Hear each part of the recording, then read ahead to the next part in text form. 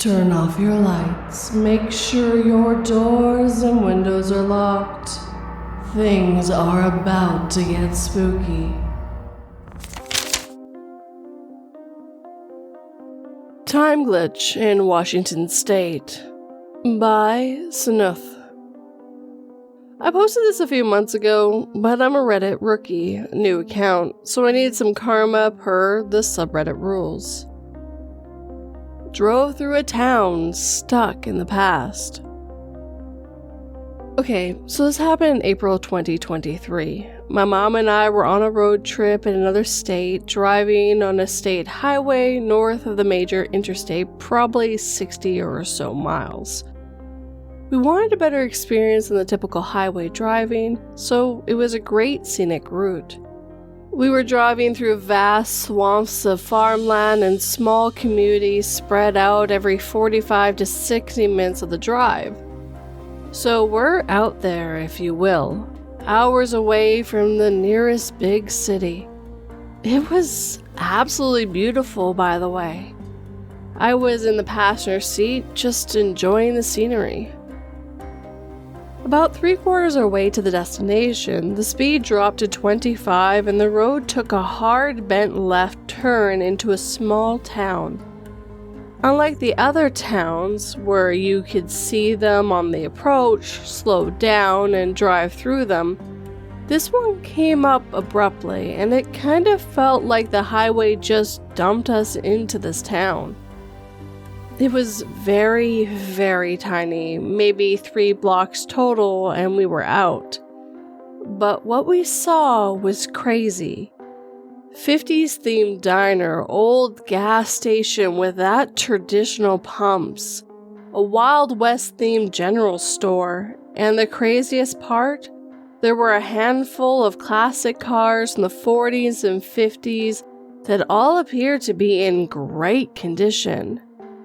It looked like they were just parked. There weren't any car shows or people walking around viewing them. My mom wanted to stop and get some coffee, but something in my gut was off and I said, hell no, this place is freaky.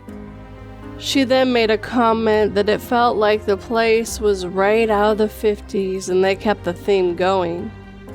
To me, it was giving major sundown town vibes, or something. I couldn't place my finger on it. Something was weird. It took all of 25 seconds to drive through and back to a faster speed limit, and we were off. We wrapped the vacation up a few days later, and that was that. I've recalled that experience quite a few times these past few months, and finally, last night, I wanted to look into this place. I traced our route on the Google Maps, and after searching for quite a bit, eventually found it, and checked it out on Street View. Much to my surprise, the Street View looked nothing like my memory. The general store was different, the diner was different, and the damn gas station that was a cool retro pumps? Gone, and in place was an RV storage with a few tiny campers. The image date was from after our trip. Perfect, they changed it. No issue, I'll check on a picture for 2022 before our trip. Much to my utter horror, the only thing different in the older image were the campers. I asked my mom about it today, and she explained the town exactly as I remembered it. Then also brought up how I made a comment about feeling uneasy and how she wished we stopped anyways. Well, I showed her the Street View images, and she got freaked out too. And yes, the town on Google Maps is the same one we drove through. There aren't any other places on the road that cut hard left. I'm 100% certain, and my mom was able to zoom in and eventually find it herself. Yes, I literally asked her to do that for my own sanity, because this is freaky. I've been looking through other experiences but can't find anything similar to this. Has anyone heard or experienced firsthand anything like it?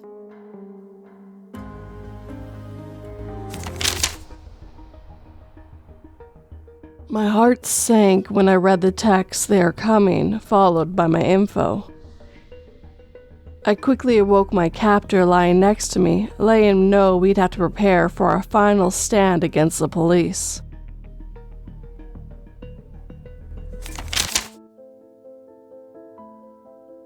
Did I Slip to Another World? By Real Tension 7442. I was at school when a girl I barely knew approached me and started talking in an overly familiar manner. I didn't question it, as I realized that she was hitting on me, but eventually she said that she missed hanging out with me and Ryan. Ryan was a friend of mine, but not the kind of friend who I hung out with, and I certainly had never hung out with this girl. She was a year below me, so I didn't know her from any lessons or whatever. So as not to sound rude, I went along with it as she recounted all the dinner breaks we had spent as a trio. Again, this simply didn't happen. Long story short, we ended up in a short relationship, but we're not compatible and parted ways. During this relationship, I did decide to ask her if retaining to know me was her way of flirting. She got quite offended at this. 2 years later, I'm walking down the street and a girl stops me and is over the moon to see me. I have no clue who this is, but she knows my name, and to be polite, I asked her how she's been and all that. She says that we have to catch up sometime and that I should add her on Facebook. A couple weeks later, I see her again and she asked me why I hadn't added her on Facebook. I played it cool, asking why she didn't add me. It's because she couldn't find me, which does actually make sense as I took my stepdad's name earlier that year. So I took a gamble and said that I couldn't spell her name, hoping that it wasn't Kim Smith or something. Luckily, it was hard to spell, so she writes it down. We meet up and she starts reminiscing of the times we spent together, and just like the first girl I mentioned, we were apparently a trio with another minor friend. I asked this friend, Haley, about her, and she confirmed that they were inseparable friends and found it hilarious that I couldn't remember her. But I always considered Haley to be a loner, so that surprised me. In conclusion, I've had 2 girls both claiming we were close friends, and I remember neither. Is this a strange way of hating on someone, or have I slipped realities? It's worth noting that I'm introverted, so I don't know how I seem to have made such an impression on these strangers, and I'm quite the loner. I'm unlikely to forget people who were friendly towards me. I also want to point out that I am not a believer in glitches. Love to read them, but mainly to ponder how they could be real. As an additional bit of information, I share no common interests with either girl. They only seemed interested because of my apparent bond we formed. Once we started speaking for, in my mind, the first time, they quickly grew bored and became strangers once again.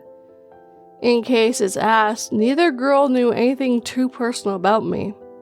Although the second one did casually mention that my mom and her dad worked together. I don't know how she knew that, but I got her dad's name and confirmed with my mom that he was a colleague of hers.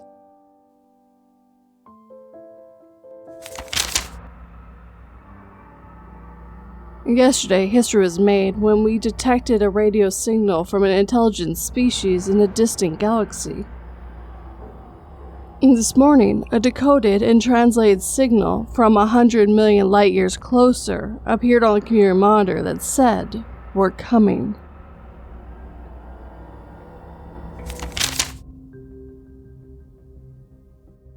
I've never been able to explain it, by J.B. Blitz 9.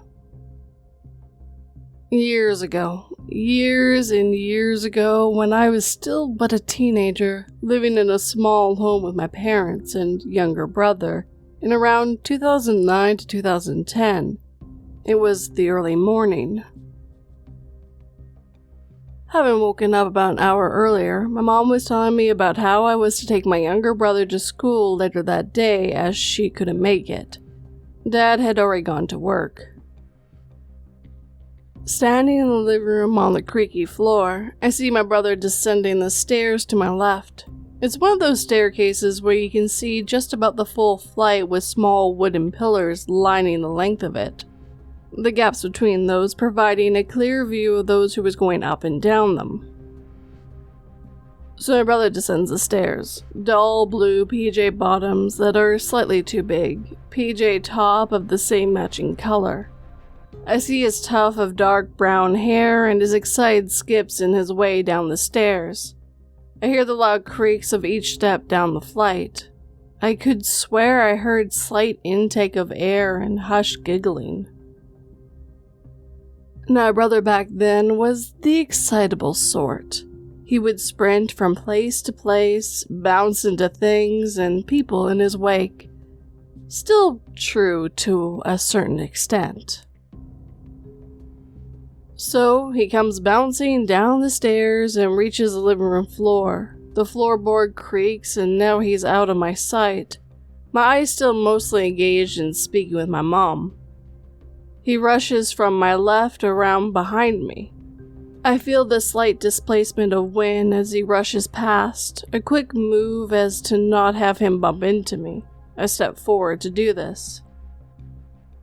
"Sorry, Jay." I look to my right, expecting him to be there. Nothing, not a soul. He was still upstairs, sleeping heavily. I turned to my mom, who had since turned away and walked into the kitchen. She saw my confusion. I spoke to her about it. She looked frightened. She has always been easy to fright. We don't speak often of it, but from time to time it comes up on a topic of spirits and stuff. I'm not a believer generally, but nothing has felt quite like that.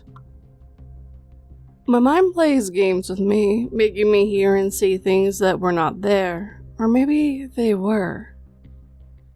Because I could swear I saw him, I swear I heard him.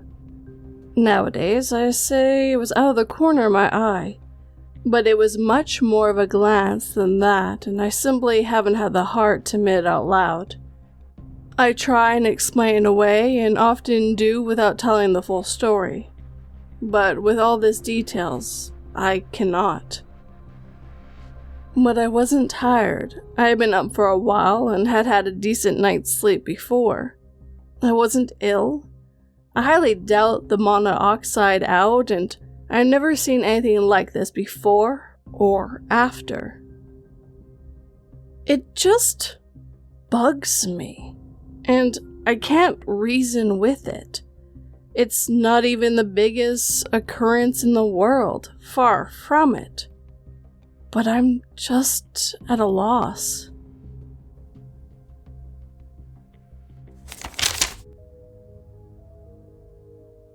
Seeing that my baby had already fallen asleep in my arms, I decided to also take a nap as soon as I finished putting all the frozen food I bought into the freezer. When I woke up, I realized that being a single mother had taken too much of a toll on my sleep schedule, as the water from the thawing bag of frozen fries dripped down my arm and chest.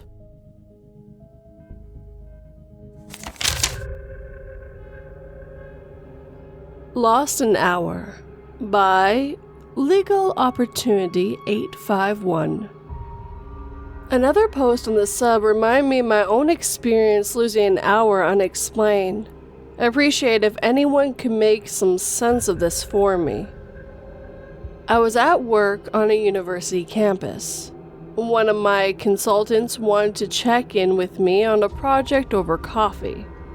So I met him at a local coffee shop that was 2 buildings over from where I work. I met up with him at 11 a.m. Because I had a 12 p.m. appointment with a supplier, I sent a reminder on my phone for 11:45 a.m. and 11:55 a.m. so I could wrap up the conversation with the consultant in time for my 12 p.m. meeting. It's a coffee shop, so there wasn't any alcohol involved. I remember having a tea that I normally have, and I don't think I ordered any food.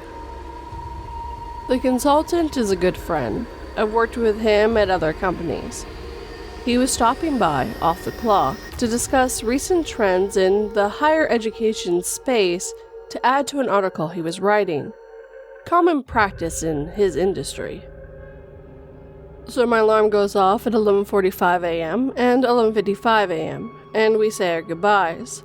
I walk back to my office, which is literally half a block at best from the coffee shop. I take the stairs up to my office, and I'm immediately greeted by the receptionist inquiring to where I was. She further explains that my suppliers showed up on time, waited 15 to 20 minutes for me to arrive, then left in frustration. I remember looking at the clock on the TV screen at the entrance and seeing that it was 12:59 p.m. I then ran to my office and looked at my PC.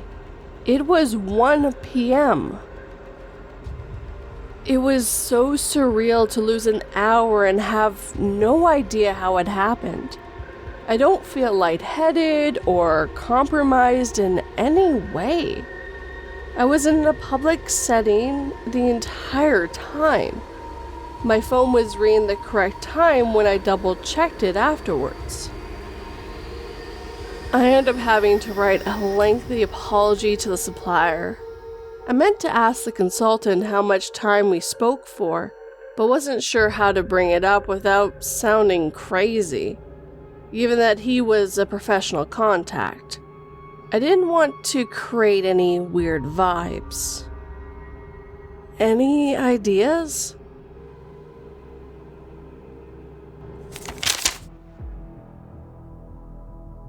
That sounds like your anxiety talking. I'm sure your friends don't really hate you.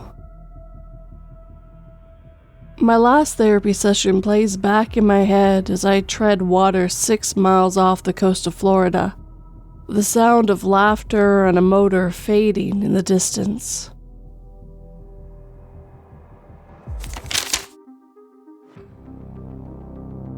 Someone I knew died twice in 2 different ways, and it was in the newspapers. By Wildberry Quilting. I went to high school in a very small, one-stoplight sort of town. A few years after school, I was catching up with an old friend, and she told me how these 2 boys that we both knew pretty well had passed away. We will call them Josh and Sean.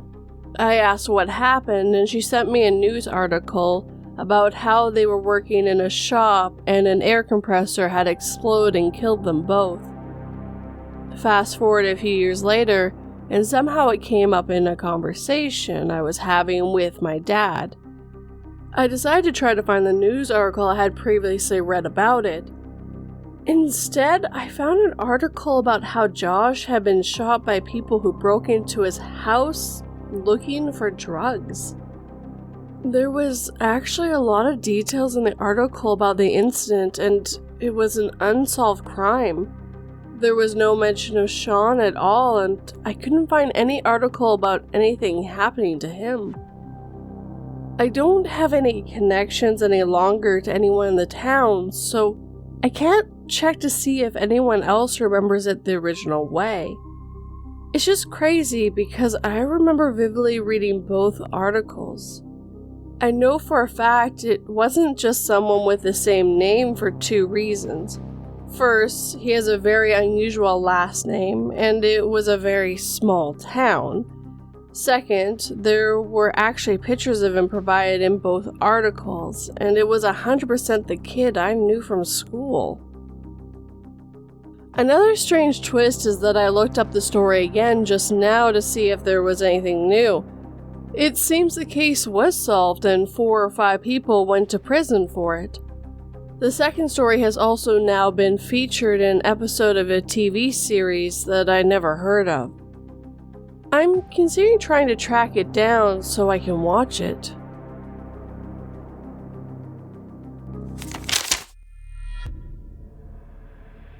Went to the hospital to stop seeing the little girl everyone else can't see. When the medicine took effect, all I could do was act like my family and hospital staff were still there to trick her.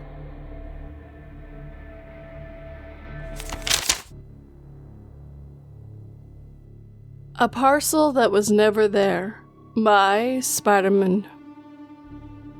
What I'm about to share just happened a few minutes before writing this post, and I swear to God this is true. I was told to pick up a parcel in our apartment mailbox before going home. As I was about to pick up the parcel, our mailbox did not contain anything other than an envelope for our electric bill. After getting the bill, I put my hand inside the box to thoroughly check if I missed it because the parcel was so small. After confirming there was nothing inside the mailbox, I then proceeded to call my girlfriend to tell her that the parcel was not left in the mailbox. I then talked to the security on duty to confirm if there was a parcel left under our name, and he told me to just double check, so I did, and when I got back, the parcel was there, right by the door of the mailbox. And it's not a small parcel, it's a plastic t-shirt, which would not have been missed by my hand while checking the first time. After that, I got goosebumps and realized it was very weird for that to have happened. 1. Nobody might have put it back since I was just a few feet away from the mailbox. 2. The mailbox is 5 inches tall and wide, which by touch to the back wall means you've reached everything there is to reach. And 3, the gosh darn item is fitted in there that you need exert a little bit of pull force to even get it out. If anyone's experienced the same, please share, cause I'm thinking of supernatural occurrences aside from it being a glitch in the Matrix.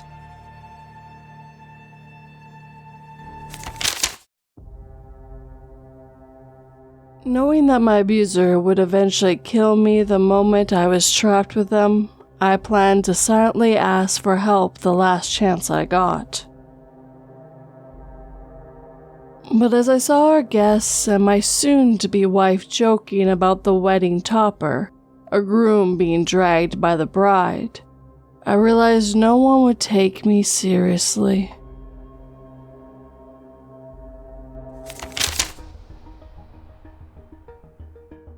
Classic Object Doubling Story by Croatoan178.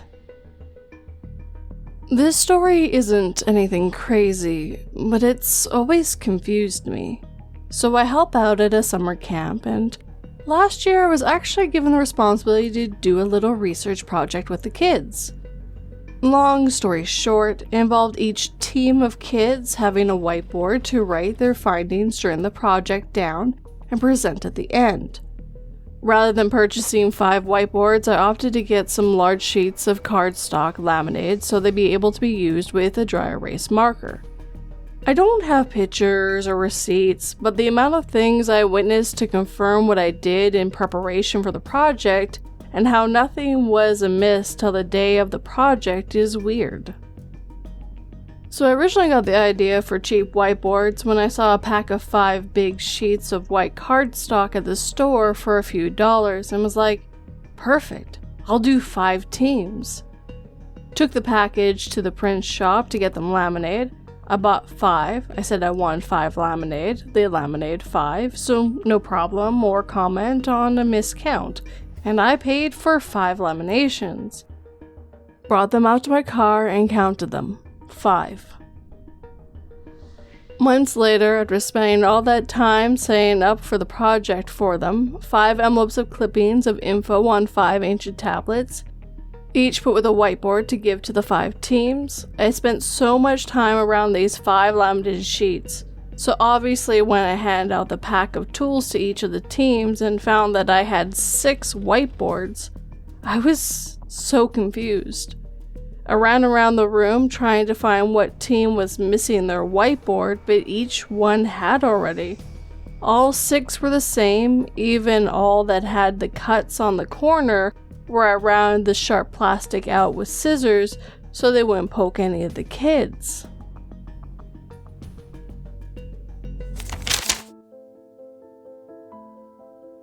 The worst scene I ever saw working for the FBI was a small family tortured to death. The worst scene I ever saw for CPS was where a deranged father tried turning his $3 into a set of Russian nesting dolls.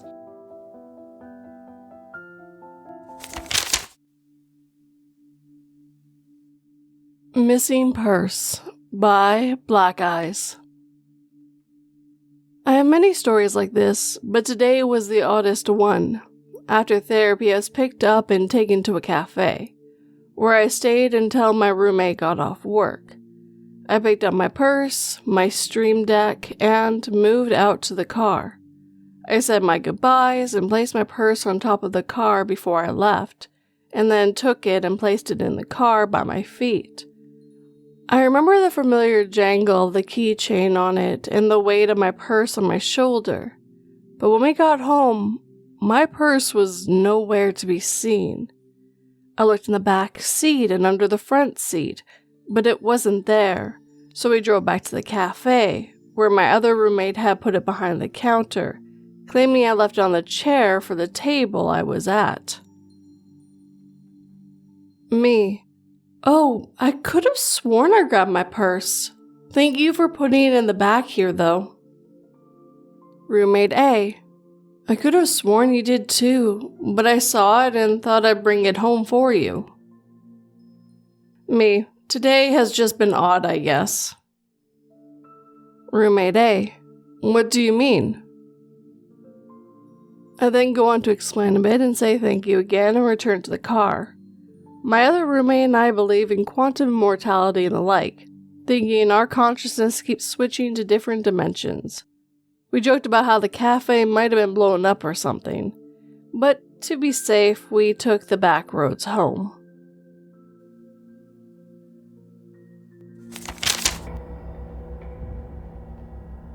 Let's see, Grandma should have a comma in it, otherwise people will think you want to eat me. Graham explained. Then she reminded me not to tell my parents where Grandpa went or what she had been feeding me while they were on vacation.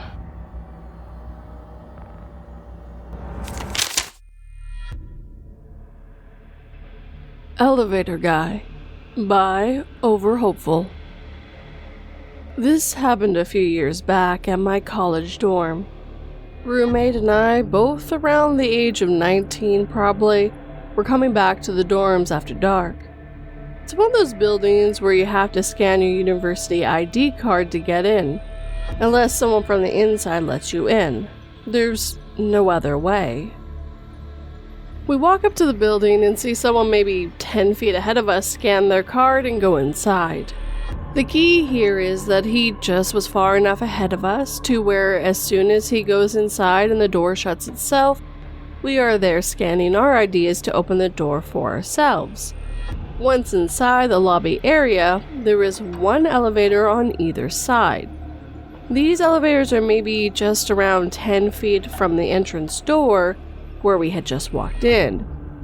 As we walk inside the building, we see the person who went in before us walk inside the elevator and the door shuts just as we approach it. The same elevator he just got into. I press the button and to my surprise, the door opens instantly. Like, instantly. As soon as the doors closed, they were opening again, except this time, there was nobody inside. I hesitated, but walked into the elevator and pushed my floor button. The energy between me and my roommate felt tense, and I didn't say anything as I was trying to rationalize what I just saw in my brain. My roommate spoke up first, saying, "Did you see that guy?" and verified that I wasn't the only one who had seen it. We continued trying to come up with some kind of explanation and came to nothing. Even if the elevator guy only went up one floor, there was nowhere near enough time for the elevator to go up and come back down in time. Again, the doors closed with him inside mere seconds before they reopened, after I pushed the button. Never experienced something like this since then. Still spooks me.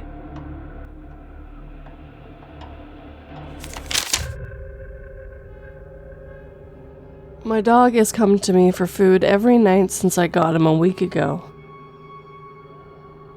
I'm not sure what will happen when I run out of limbs, but I'm almost out of fingers and all I can do is hope it will be quick.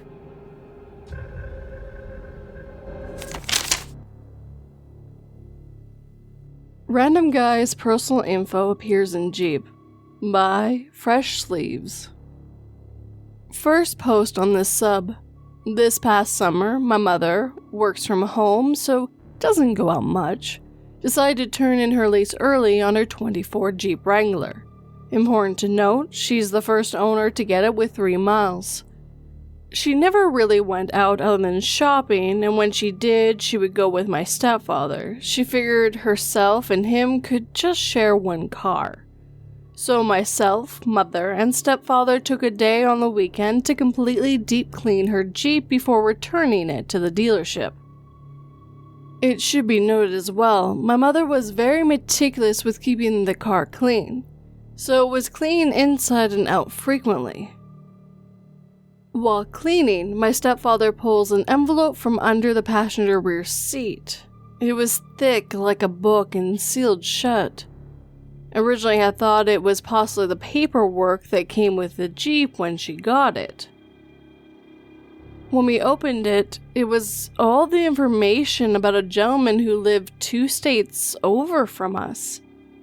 And it wasn't just this guy's name or picture, it was sensitive info, like really private. Inside this envelope was a job application for a local police department, some copies of criminal records, he wasn't the best driver apparently, and all of his information including social security, legal copy of his birth certificate with the stamp, all his high school and college transcripts, and a legal copy of his license, as well as a letter to the chief of police. The thing that was more strange was that this information was dated back to 2014, almost a decade ago from when we found it. We managed to track down the guy through Facebook miraculously and got in touch with his wife. She stated that he hasn't been in law enforcement in years and has a totally new career. We asked if he worked in auto mechanics, to which she said no, and he had never even been to our state. Both my parents and I, as well as his wife, were completely stumped and couldn't find out how basically this guy's entire life info from a decade ago got into the back of a 2024 Jeep. Curious to know what others may think.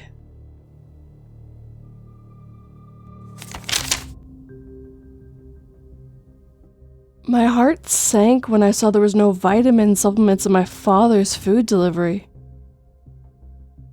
Once you've been deemed a burden in the colony, valuable perishables are no longer given, and soon you must take the jump.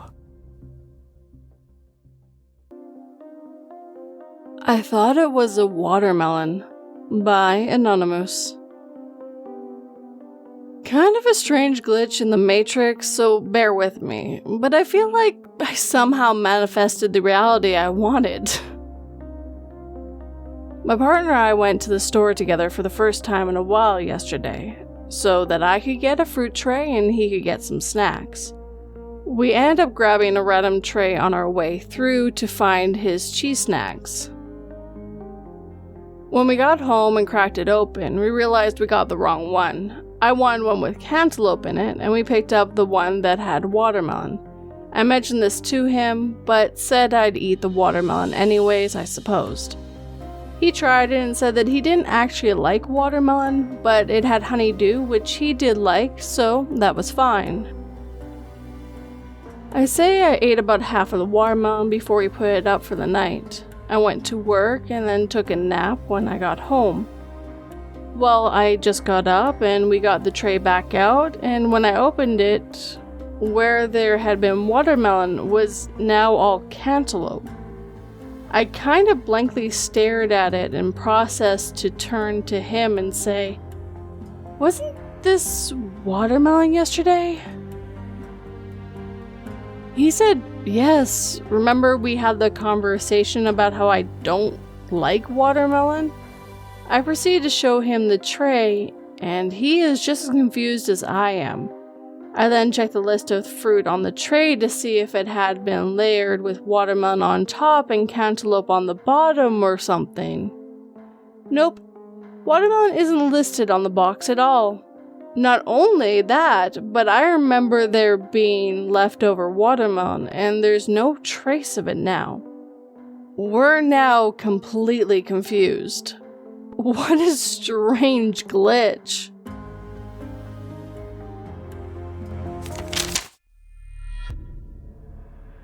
The serial killer's letter to the police stated that on this date he would begin killing people using the instrument of their own sins as his murder weapons.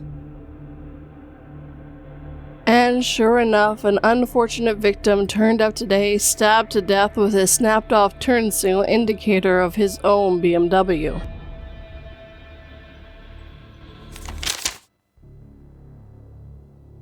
I Saw What Happened Today Last Week by Zenahez. On March 21st, China played against Singapore in 2026 FIFA World Cup qualifications, AFC second round. I live in North America, so the match was in the morning.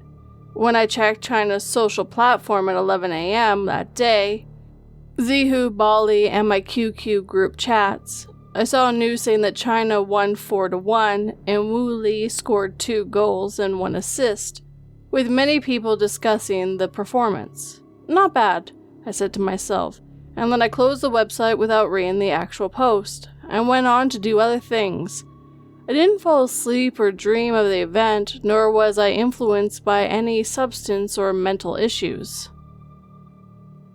When I opened the website again around 1 a.m., the title of the post looked different. Looked like China had a disappointing and frustrating 2-2 draw, and people were mad everywhere on the internet. I hadn't watched our national team play for a long time, just like what a Chinese who want a stable mental and happy life would do, so I didn't really pay attention. I thought that maybe those posts earlier were talking about a previous match against Singapore, and they were pushing it to my main pages because new relays as a result of the disappointing draw. And guess what happened several hours ago? China won 4-1 against Singapore, with Wu Li scoring 2 goals and 1 assist. China hasn't played against Singapore for a long time, and the 4-1 score never appeared between the two teams before. The score actually hadn't appeared in the match result records of earlier teams for the years. I know Malaysia 4-1 Singapore last year, but that was different, not what I read. The chat history of QQ is stored. I checked it, and apparently the score 4-1 was never mentioned until several hours ago. I contacted my family members and friends in China, but no one could explain what I read on March 21st last week. Quick side note for me, if I mispronounced anything, I'm very sorry.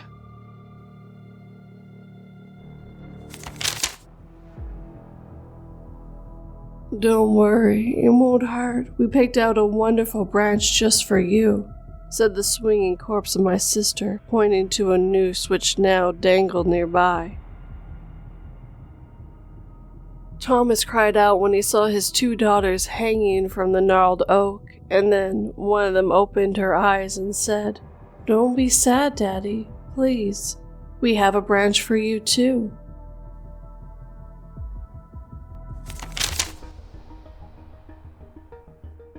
Never experienced anything like this. Multiplying game pieces. By No More Please. So I have this favorite bar I go to every weekend. It's this alternative goth bar with a game board called Zigzag.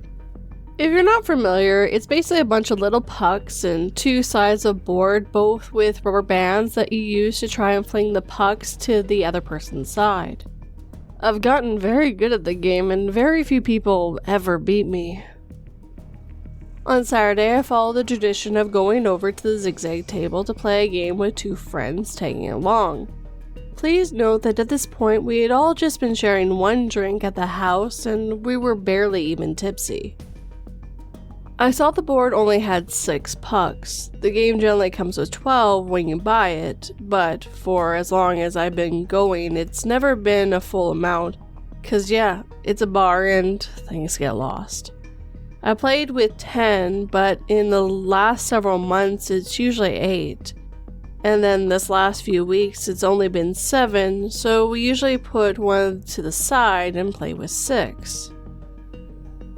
On this day there were only 6, and I expressed a little annoyance that the pieces kept disappearing when I love this game so much.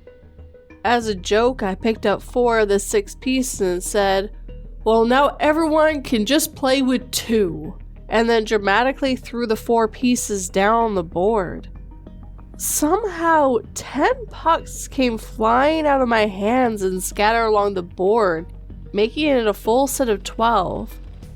I was utterly baffled and just stared shocked and then kept saying, "How did that happen?"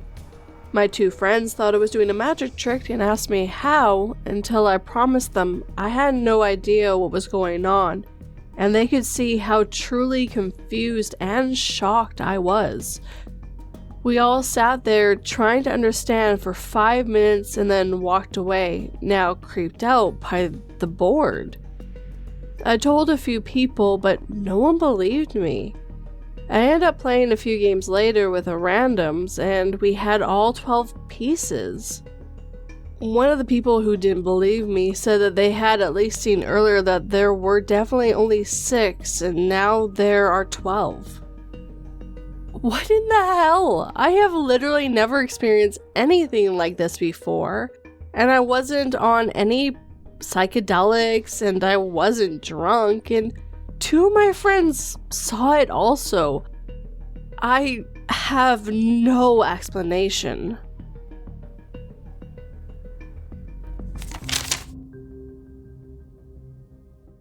"Are all the people in the village equal?" asked the young man. 10 points for a man, 10 points for a woman, 5 for a child, and 15 for a pregnant woman, I explained to the young soldier as I handed over some ammo.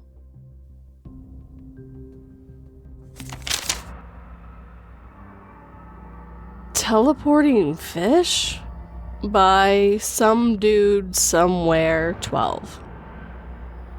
So me and my friends go swimming on the weekends, and we have this toy fish we always take with us and mess around with it, either throwing it or picking it up from the pool floor or playing football with it underwater. We go to the pool at the gym where this is also a hot tub. My friend told me to drop the fish in the hot tub while we were in it, and then we could not find this fish anywhere.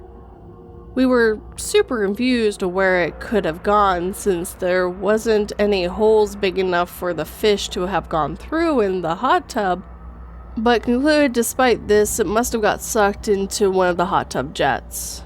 We were pretty disappointed to have lost our fish toy, but figured we wouldn't see it again. However, once we got back in his car for him to take me home after our swim, I noticed that somehow the fish was back in the little storage slot on his dashboard we normally kept it in. I was like, "What the fuck? It's the fish?" to him. I thought he was messing with me and had grabbed the fish in the hot tub and pretended it was missing. He also thought I was messing with him. Once we confirmed neither of us played a trick on the other, we both felt pretty freaked out and spent the whole drive being like, "What the fuck? How did the fish get there? It makes no sense."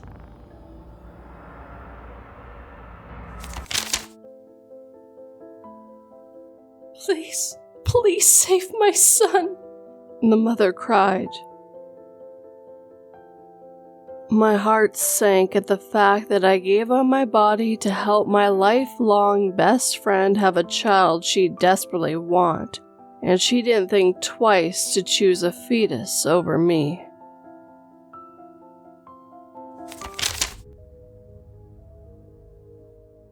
Red Bag Tab Glitch by Cataminis.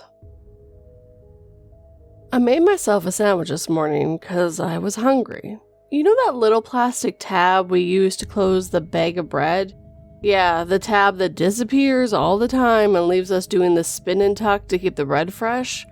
Per the usual, I was looking for the tab after I was done making my sandwich.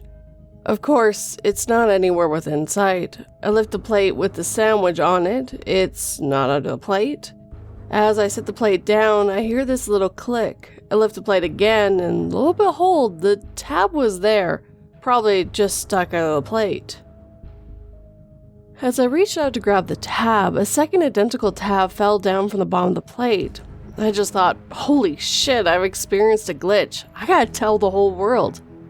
Side note, that's when I made the first comment on your community post. But I was hungry. Rather than closing the bag with one of the tabs, I did the spin and tuck. I set the tabs next to each other on the counter. I thought I'd take a photo of them when I was done eating. I know a photo is no solid proof that I experienced a glitch, but it's something. I eat my sandwich at the counter right next to the tabs while browsing on my phone. When I was done eating and ready to take a photo, there was only one tab on the counter. I checked the counter, the floor, the loaf of bread, and under the plate. No second tab. There was no wind, no pets nearby, and I certainly didn't hear any sounds that indicated the tab fell or was moved. I have no idea what happened to the second tab. Side note, that's when I made my second comment on your post. I didn't feel scared or chilled by this incident. I just thought it was hilarious and couldn't stop laughing about it. I told my husband, knowing full well he wouldn't believe me. To my surprise, he smiled, nodded, and said, 22 people die each year from eating that tab. It's a joke from a stand-up comedian. Nevertheless, I'm glad I'm alive and well despite experiencing this rather innocent double glitch.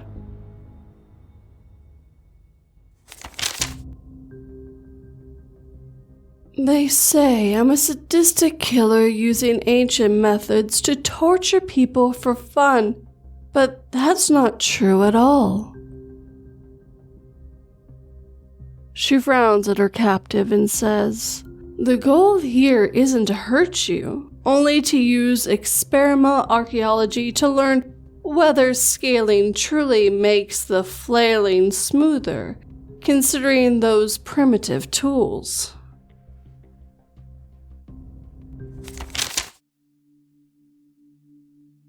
Teleported again, this time multiple times, by Almost Jaded.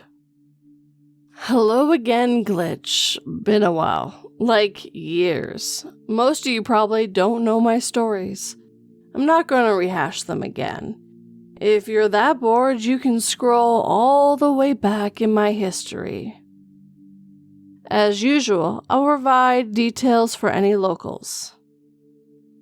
22 months ago to the day, I relocated from Vegas to southern Mexico, Las Acrocas area. My previous experiences happened in Vegas area and partly in Utah. I haven't had one of these instances in several years, and no glitches of any kind since moving here. Until today. On my way to a client's house in West El Paso/Sunland Park, I had driven to this house half a dozen times in the last 2 weeks. I know the way by heart, but I still use nav because there's major construction on I-10 between Cacruz and El Paso right now, and Google lets me know about closures and delays.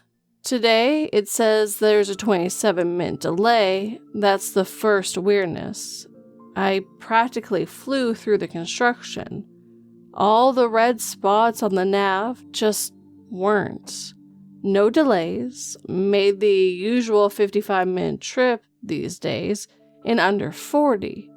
When I got to the Sunland Parkway exit, the nav still said my ETA was the same despite this.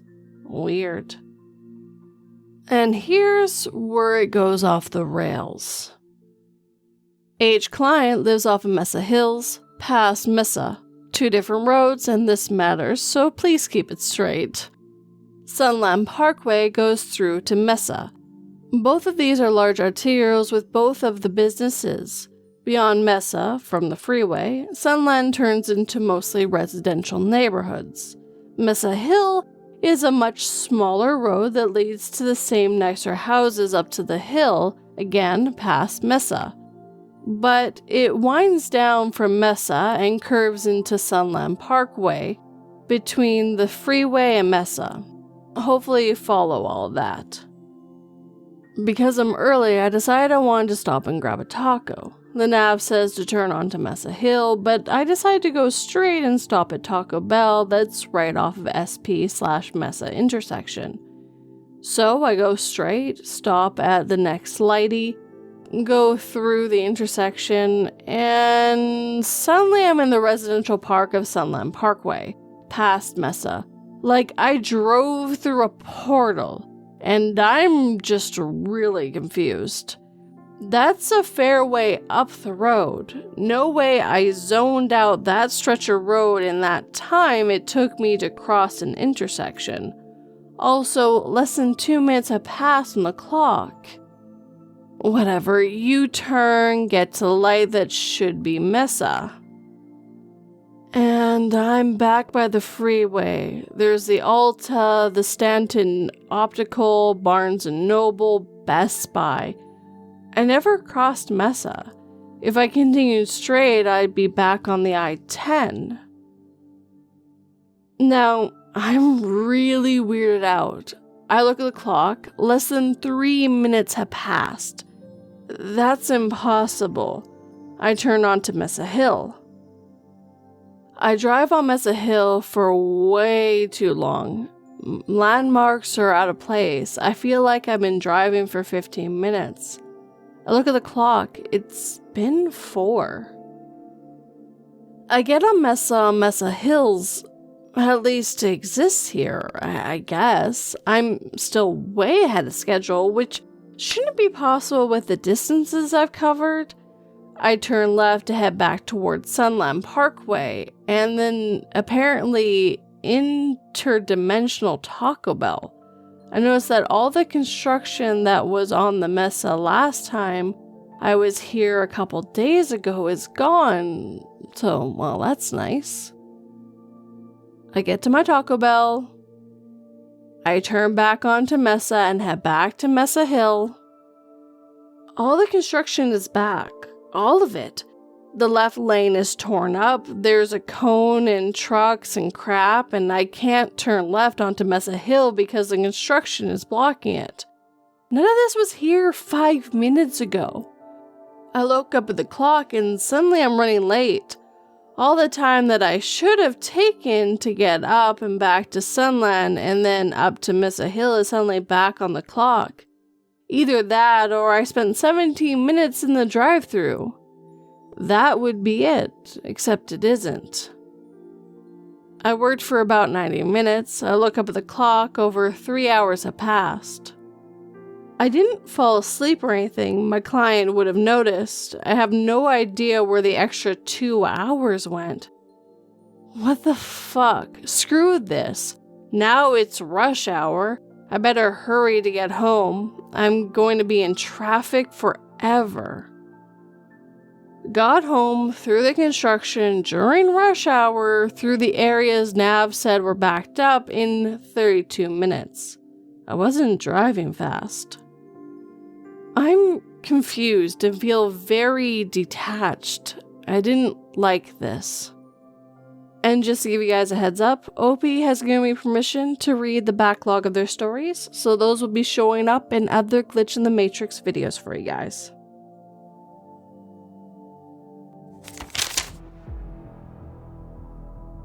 As we pass the bottle of hooch around the campfire, we regard one another with stories of the worst things we had ever done.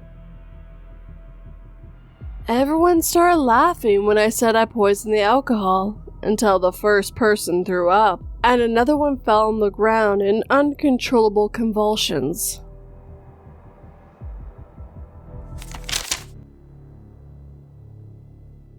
Timeline Jump by Joshua Lee 14. So there's been other things that I can't think of right now, but while it's still fresh in my memory, day before yesterday, when getting ready for bed, I was looking for these AirPods in the white case. I could not find them anywhere. I'm a stay-at-home single dad with a 3-year-old, and I usually keep these headphones within arm's reach, either charging or on the TV stand when not in use. I knew I had set them there in the usual spot, but alas, nothing. I searched the house, knowing the whole time where I had left them. I'm home with my baby all day, and our routine is pretty concrete. Well, after an hour of intense searching, I gave up and went to bed. I got up the next day and it began like all the others, when after about 30 minutes of just waking up, there in the usual spot on the TV was the headphones. I got a cold chill instantly, as this is not the only thing that this has happened to, but I can't recall some of the other times as of writing this. No one comes in here, no one has a key, it's just me and my baby. She didn't move them, nor would she have done it just to mess with me. I mean, I look into this one spot, which is just a flat top of the TV stand with a TV on it, at least 8 times the night before. The other thing was the toilet. About a week or so ago, I noticed that the toilet needed cleaning. It wasn't totally gross or anything, but it was time for a scrub, if you know what I mean. Then around 2 days ago, I noticed it was clean. I thought, the hell did I do that? Wondering about my level of sanity. But a while ago, I noticed it was dirty again. Dirty again. Like, the misplaced headphones were weird, with the toilet cleaning and the resoiling itself with the exact same patterns of dirt is something I'll never be able to get past. Am I crazy, or has at least one other person experienced something similar?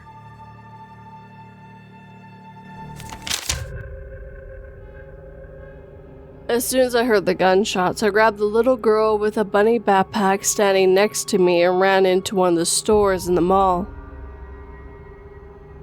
While peeking from behind the wooden counter, I saw that the shooters were all small children, and then felt something pressed against my head by the little girl behind me.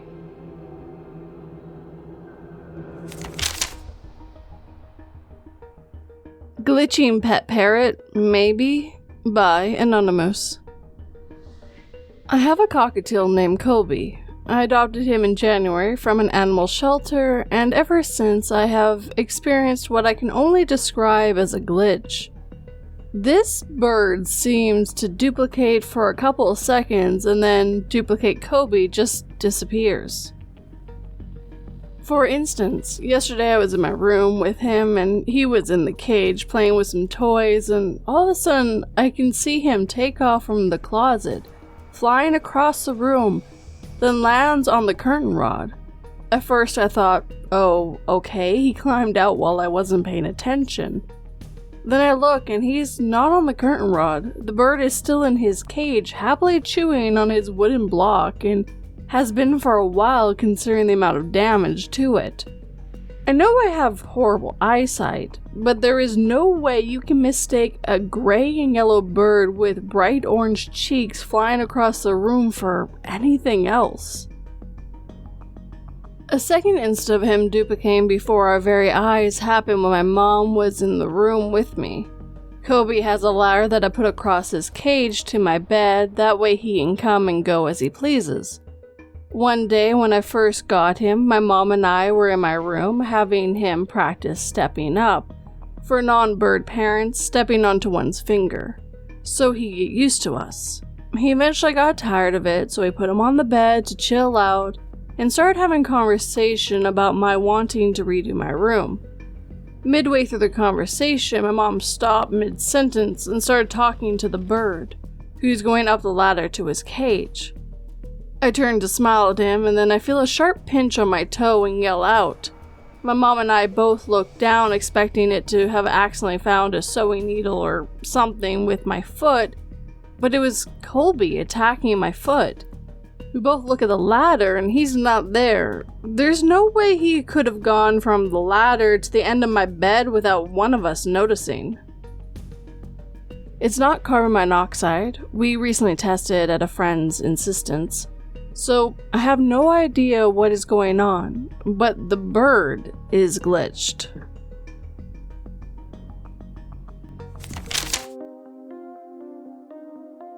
It's just a prank, bro. Why are you getting so upset?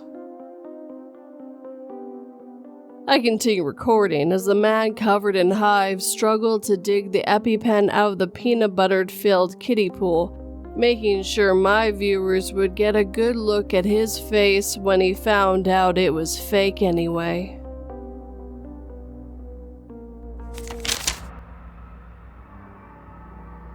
Disappearing Dissection Tool by Anonymous. So I'm 19 and in university. I'm autistic, ADHD, and have general/social anxiety and a history of depression. But I have no history of hallucinations or psychosis. All my issues are neurotypic and medicated for. I don't do drugs in fear of it messing with my anxiety meds. Also, I have no history of bad side effects with my meds. Today I had my final lab in biology class where I dissected a bird. Part of the dissection was taking out a lung, which I needed a probe for. I used the probe to take the lung out, then put the probe on the tray where there was no gunk.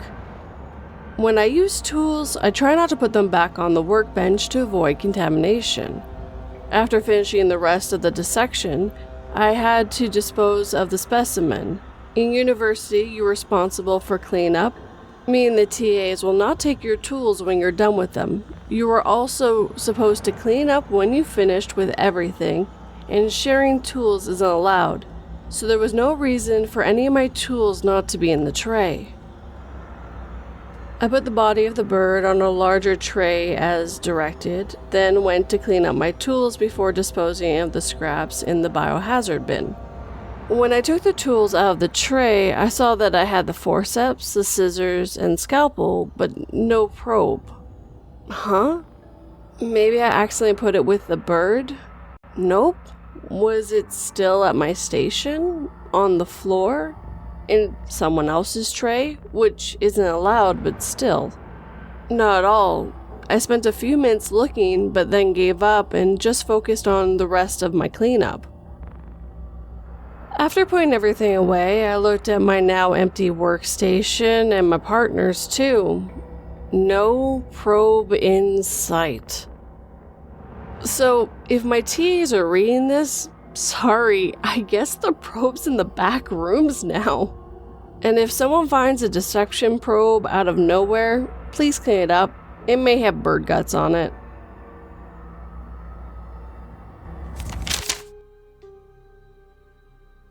My fellow alpha and I were locked in a tense staring contest.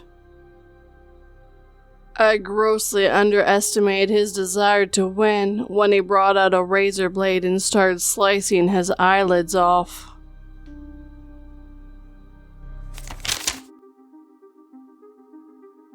Why does this keep happening? By 242, aka me. So I want to start this off with, I don't vape. I have never smoked, vaped, or anything. I tried smoking when I was a teenager, did not like it, and never picked it up. But I now own 3 vapes, and the last one has me shocked. So I had a coworker at my last job that when we met, she didn't vape. She, besides me, has been in the car the most. I gave her rides home, and then near the end of her time working with me, took her to and from work. I won't lie, there are days I miss that and having lunch with her. We talked a lot, but that is not the glitch. Vape 1, the blue vape. It's not a glitch at all. She asked me to take it from her. It was this blue one-time use. It was almost dead, but she didn't want to be tempted with it, so I took it from her, and that was that. Vape 2. This one is a glitch, maybe. She had started hanging out with an old friend who got her back into vaping, and to be fair, she was stressed out. She vaped in high school but had stopped when we met, and it was only when she started hanging out with this friend she started to vape, which, it happens. We talked over the lunches and stuff about her wanting to quit. She had a vacation coming up, and she said during that she and her friend were going to quit. Her friend didn't, but she did. Well, early on, she had a super stressful week, and we had agreed that I wouldn't let her vape, so I took it from her. I had a windshield cover on the floor in my back seat and put it in there. I remember this because I thought it will be hard to see in the black and she won't find it. Well, that day got worse and she begged me for the vape. I gave in because she was really not okay. I went to grab it, and it's not in the cover. She checked under the seat, nothing. I looked through the cover fully, and we never found it. We searched for it off and on for about a month till we said my car ate it. Well, she left that job and so did I. This was 6 months to a year later. I cleaned that car fully. And on the back seat, plain as day, under a windshield wiper fluid bottle, is her black vape. My seats are gray, and it didn't blend in that great. I had looked on the back seat a few times in our looks because I was planning to give it back to her so she could sell it. I picked up the vape, looked at it, very confused. I took the photo and we both laughed our asses off. She was so happy it went missing in the end. She hasn't started back up, and I'm very proud of her for that. If you're hearing this, girl, you're awesome, and I'm so happy me and my car could help you kick it. That is all the vapes I knew in my car, 2 sitting in my driver's side cover thing. But now I have 3, so let me tell you the one that I'm 100%'s a glitch. Vape 3. How the hell did I get you? So this Saturday I'm driving home from work. I bought this dashboard phone holder and these little rubber holders fell off. One flew at my leg and I'm looking for it on the seat, between the seat, and then I think maybe it's in the e-brake area. So I sigh and reach in past the weird wire stuff so things can't fall in there, but this car is old and stuff does get in there. I feel this really big odd thing. It's not the rubber thing at all. I carefully grab it and pull it out. And here is vape number 3. It's mermaid look and color. My coworker never had this vape that I can recall. I took a photo and she said maybe it's hers, but she doesn't think so, and I don't think it is either. She mostly had the black one, but either way, she only ever lost the black one. I'm also the second owner of this car, more like third, but either way, I have dug into there many times just to make sure it's clear because it's an e-brake and you never know, and I know stuff falls into there. I'm not one to give rides to others all that much. I can name 5 people that have been in my car, and the only one that vaped or smoked besides the original owner was my coworker. And I have put my hand in that e-brake thing a few times. The only thing I can think of is a mechanic dropped it, but my car hasn't been in the shop for months, and I'm sure I checked the e-brake since then. Also, the mechanics I go to are all men, and this is for sure a female vape. I've also officially thrown out all 3 vapes, but I do have on screen right now for you all 3 of them in the order that I told you the story. So yeah, for someone who didn't vape at all, I sure owned a lot of them at one point.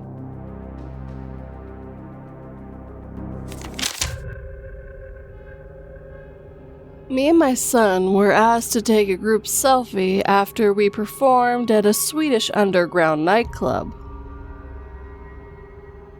The group surrounded us as the club owner held up his phone, showing that me and my baby were the only ones visible in the selfie. How the hell did that happen? By Darkness Storytime. Hello everyone, my name is A, and I'm a 43-year-old man originally from Chicago, Illinois, living in Boston at the moment. I usually read these stories on Reddit and even narrate them, but never had an actual experience until now. I'm here to give you guys my first encounter dealing with a glitch in the Matrix. I'm a construction worker and pretty much a plumber by trade. I usually have a super early morning start. I remember one early October morning in 2023. I got up late, so I'm rushing to work. For context, I drive a shitbox car for work, and the radio had broke a week prior from this incident. So, I was using my JBL portable speaker to listen to music while heading to work. Now mind you, I have the speaker and water sitting on the passenger seat. I remember looking down at the digital clock on the radio for a split second to see the time when a guy out of nowhere merges into my lane without using his blinker before the light changed, causing me to abruptly slam on my brakes. Everything that was in the passenger seat ended up falling on the floor, which I watched and heard fall onto the floor when the car made a complete stop. I also tried to grab the water because I didn't want the water to spill all over the floor. Now, if everyone knows, the Poland Spring gallons of water have those flat caps that easily pop off, so that's why I wanted to grab it before it fell. At the time, I wasn't listening to any music. Mind you that to turn off the device, there's a little on and off switch on the back of the portable speaker. I always leave it off until I get onto the highway. Quick side note, the switch takes a bit of effort to switch on and off because it's fairly new. Anyways, after what felt like 3 minutes later, the light changes and I go a couple of blocks to jump onto the highway. Now I'm driving and feeling down on the passenger floor to pick up the water, the speaker, and everything that fell. I'm gripping the wheel with my eyes focused on the road. I'm still feeling on the floor, wondering why I can't find the speaker and a gallon of water. Tell me why I glance over at the seat. Both the gallon of water and the speaker are on the seat. Now remember, I tried to prevent the water from falling, but I didn't catch it in time. I never even touched either of them. So how the hell did they end up back on the seat? I'm not crazy, nor do I suffer any mental health issues, so for the life of me, I don't know how they end up right back on the seat. To give insult to injury, the speaker blurred out "connected" when I knew that damn thing was switched off. I got to work and sat there for a moment trying to figure out how and why. So, till this very day, I cannot tell you what the hell happened. There's also a link in the description box / show notes if you guys are interested here in this narrator.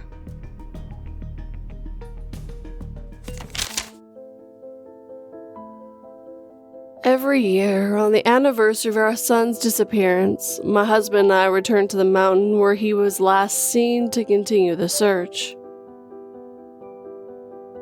My husband long ago stopped expecting to find anything, but I always take a few minutes to slip away and visit the big tree that he's been buried under.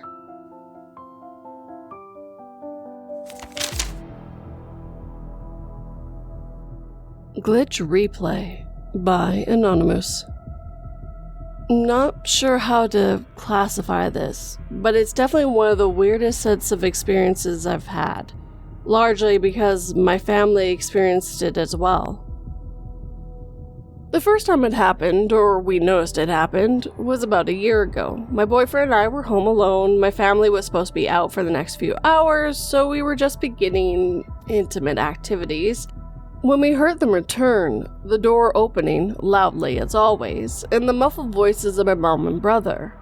We leapt up and scrambled to throw on our clothes, super confused as to why they were home 4 hours early. A few minutes later, we headed downstairs. It was quiet. The noises had stopped, I don't know when. And I realized no one had returned. It was just silence. My partner and I were both promptly freaked out. We had both clearly heard them get home, heard them talking, the door opening and shutting. I told my mom about it the next day. About a month later, I was out for a walk. When I came back, my mom was a bit freaked out. She asked if I had come back and knocked at some point. No. Apparently she had heard heavy banging on the door. Loud enough she heard it from upstairs and came down to let me in, only for no one to be there. Keep in mind, we have a Ring doorbell. Anyone at the door, or any loud noises, would have picked up, which they were not. There were also multiple instances of us hearing knocking to various degrees of intensity, only for no one to be there. Those would be easily to write off as maybe potential paranoia, but in many cases, my dog reacted as well and started barking, which he never does except when someone is at the door. The latest noticeable incident was about a week ago. I was at home alone doing schoolwork when I heard the doorknob shaking like it was being unlocked. Our door's been practically broken for the last few years and needs a lot of force to open. Oh, my mom's home early, but the shaking didn't stop. I snuck to the door and looked through the peephole. No one was there, but I could still hear it shaking. It was strong and clear enough. Someone had to be there. I worried someone might be trying to break in despite the Ring doorbell presence, maybe crouching out of sight of the peephole. I grabbed my phone, keypad ready to dial 911 if needed, and crept to the window in the side room where the front door was visible. No one. A few seconds later, it stopped. My family and I know our house. We've been here for the last 16 years. My mother is a single mom who only just returned to work this year, and I've been in online school for the last few years and stay almost entirely at home due to medical issues. We know our house and how it sounds. Everyone I tell these stories to frustratingly tells us that it's just the wind or the house settling, but it's not. It just isn't. It's very clearly the sound of a person or people. We know how our house sounds, and this isn't that. It doesn't feel malicious or unsettling necessarily. Even though it freaks us out, I don't think it's a ghost or something either. My mom certainly doesn't. But it's weird enough that even she's acknowledged the strangeness. It feels more like a time replay, if that makes any sense. Certainly Matrix glitchy in nature. I'm not sure. I'll try to get a video when it happens again, but it's hard to tell it's not real until you open the door to no one or come downstairs to an empty house. I know it's not the most insane story, but it's creepy to my family and I, and thank you for listening.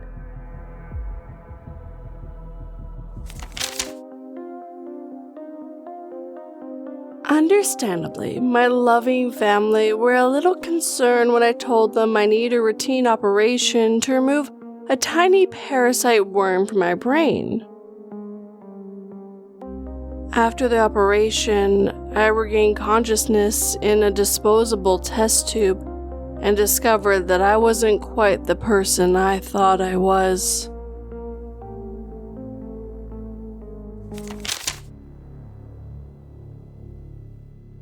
Instructions appeared out of nowhere by Lenny68. Alright, so this is a silly glitch. I just got into cold brew and found out here on Reddit that Trader Joe's used to make an instant cold brew. It's currently not in production, but a few people recommend a good sub. A few people know that there were no directions on the jar. I went to Amazon and read the reviews, and quite a number of the reviews said there were no instructions. When I got the jar, I looked all over the label and no instructions. I looked several times and saw what type of coffee beans it was made from, but not to the ratio powder to water. Foreshadowing, I mixed way too much coffee. I thought it was weird from them to not have instructions, so I went to the website, and again, no instructions. So a couple of weeks ago, I'm on Trader Joe's subreddit, and someone mentioned the instant cold brew again. I said I liked it, but I wish there were instructions. Someone said there are and told me the instructions are indeed there. I was like, well, there aren't any on mine. A lot of others said the same. I thought maybe they had a newer jar or something. Cut to today, I'm leaving for vacation this week, and something told me to grab the jar and put it in my purse because otherwise I'd forget it.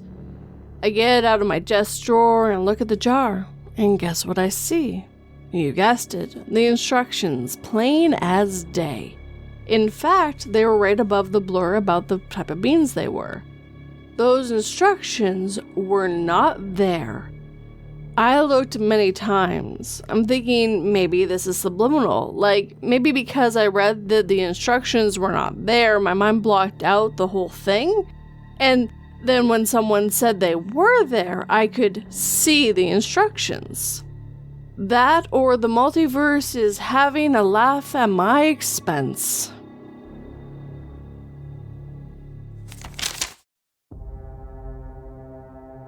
With a curt flourish, I signed my name on the dotted line, allowing the rich family to hunt me to my death in exchange for mine being given $10 million.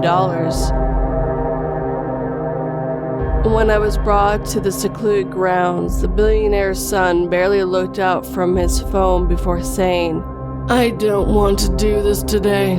Just make the dogs do it."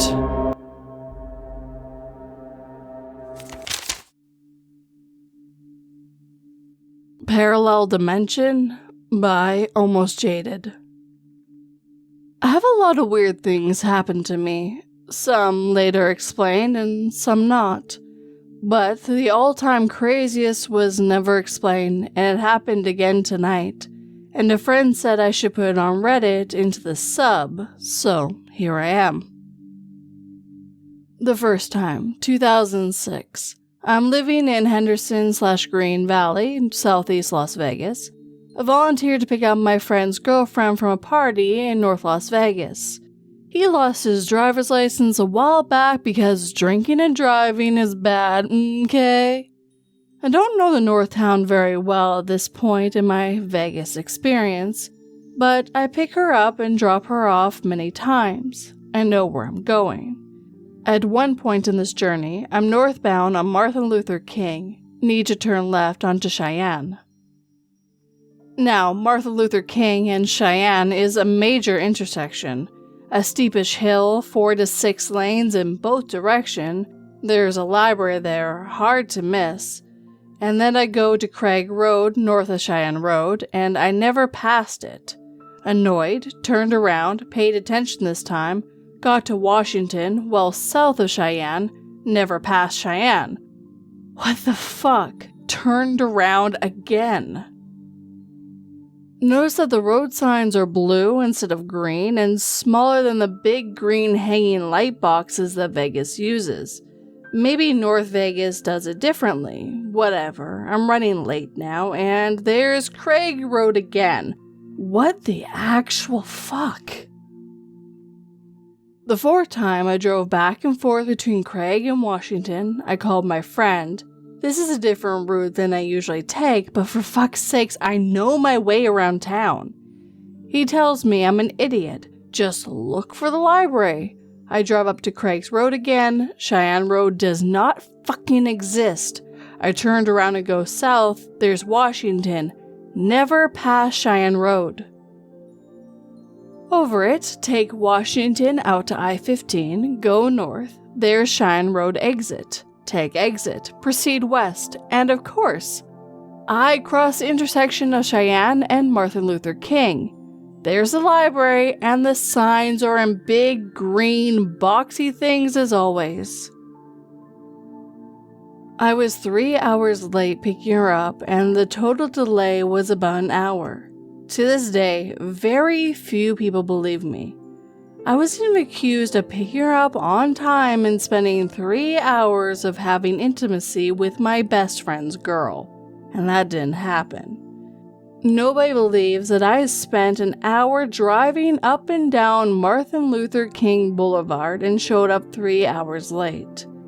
To this day, if I'm late somewhere, one of my close friends will ask if the road signs were blue and laugh at me. Can't say I blame them.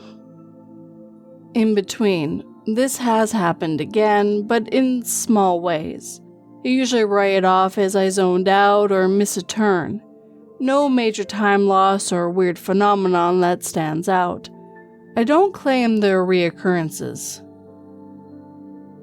Tonight, back in December the 29th of 2017.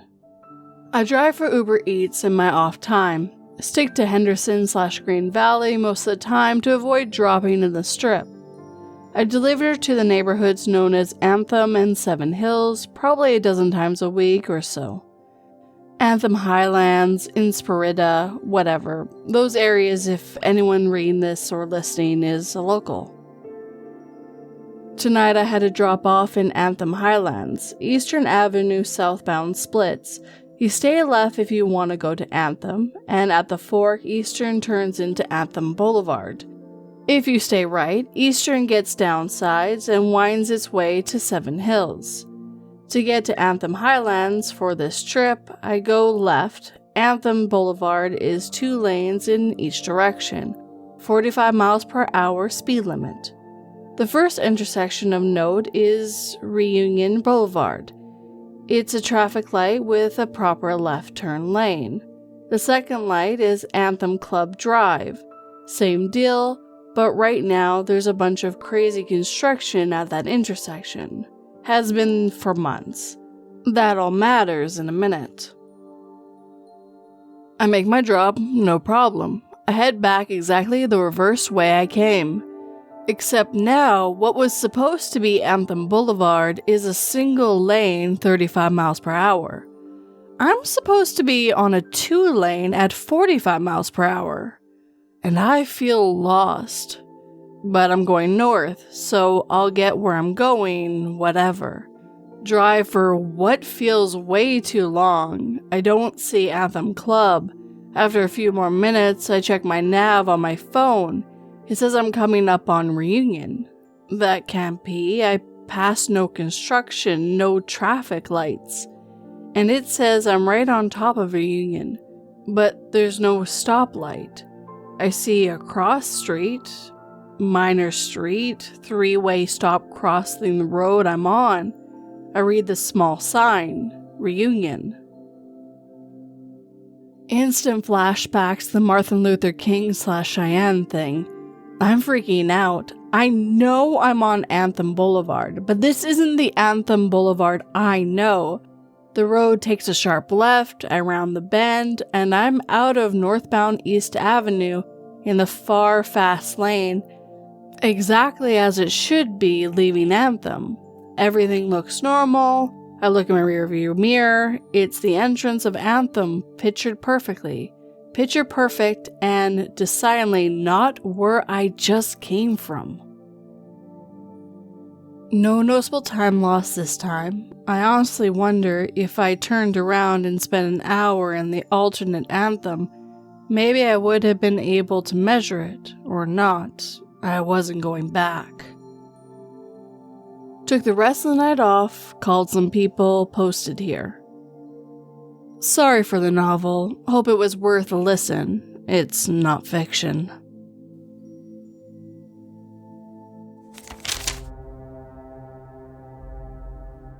When my little sister clawed at her throat and gasped for breath, I started Googling frantically. She still persisted after I shoved the Wikipedia page in her face and said, "It says here peanuts aren't nuts, they are legumes."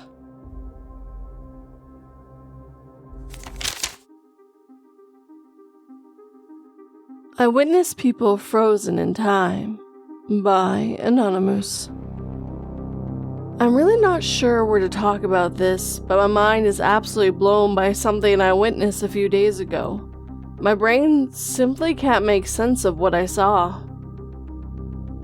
I had been working at a busy trade show for a few days, and the last day I picked up a van rental and was driving to the venue. Business as usual, and I finished a call with my boss as pulling up to the venue. The last stretch of road before the parking lot is typically very busy, with cars pulling up to drop off people and people walking across the road from surface level parking lots. As I make one of two turns, I immediately see three businessmen frozen in place in the middle of the road crossing in front of me. They literally have zero motion, as if they were statues. Some had briefcases, others their suit jacket open, and one was visibly half turned around smiling as if he was laughing in the middle of a conversation. It was windy, yet no jacket moved. Those briefcases were suspended in air but never swung on their handles. The one guy smiling, gesturing back, had his legs open like the Beatles on the Abbey Road cover. It was so bizarre because around this frozen group of three, other cars were passing by and people already on the sidewalk were in motion. This felt like an eternity, but was probably within 4 seconds. Motion suddenly resumed on this group. It was like someone pressed play on a remote. They kept walking across the street to the venue. The guy who was turned around to someone resumed chatting up with his colleagues as he crossed the street. Briefcases and jackets and clothes moved and shifted as expected. I was baffled. I had seen weird things like this posted on TikTok of birds frozen in air or ladies walking on a sidewalk that appeared to be glitched, and always assumed it to be a hoax or a clever editing. But once I saw this, my mind hasn't been the same since. I simply can't comprehend what I saw. Was I visualizing these people before they appeared at my destination when they resumed? Were they indeed frozen? Did anyone else see this happen? Was I simply too tired from working this trade show? And even if so, how did I see something frozen for so long before they essentially resumed motion? My head is spinning, kicking myself for not putting in a dash cam in the rental vehicle. Closest thing I can search that comes close would be this clip where a frozen lady resumes walking. In that clip, the same questions are brought up. Hair's not moving, the clothes are not flowing, even though that woman is in mid-stride. But with my experience, it was a group of 3 people, and all of them were held up in time until I drove close enough for them to resume motion. I'm interested if anyone has a similar experience or could know what this could mean. I'll also have a link to the video that OP was talking about in the description box for you guys.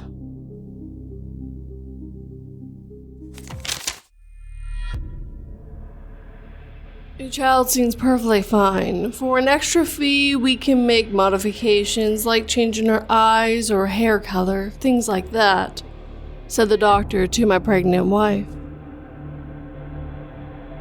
How much will it cost to give her an illness that will make her dependent on us for her entire life? My wife asked.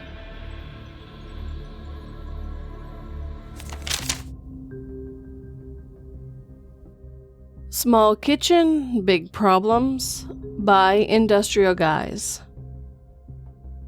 My kitchen is not large. There is a main island counter, behind that is a sink and a prep counter. To the right is a small counter where I leave my coffee and coffee maker. My routine is set. After a full glass of water every morning, I start the coffee. I place 2 green tea bags in a red plastic cup that I let steep all morning, and that is my afternoon iced tea. This morning, I ripped open one green tea pouch, and in the canister I saw another tea bag already out of the pouch. I couldn't tell for sure that if the latter was green tea, as the tag was different. I thought I should open another green tea pouch just to be sure. I didn't have my glasses nearby, so I couldn't read the label. Eventually, I decided to put the 2 tea bags I had into the cup. The water in the electric pot was just about ready to boil. A minute or so later, it was ready, and I poured the hot water into the French press for 2 cups. One for me and one for my wife, who was milling about. I then went to pour the hot water into the plastic cup to make my tea. The cup was empty, no tea bags. The empty pouch from the first tea bag that I had opened was on the counter next to the cup. My wife says she didn't touch my tea or cup, and I'm confident she didn't. We looked in a couple of other cups in the kitchen, and they were all empty.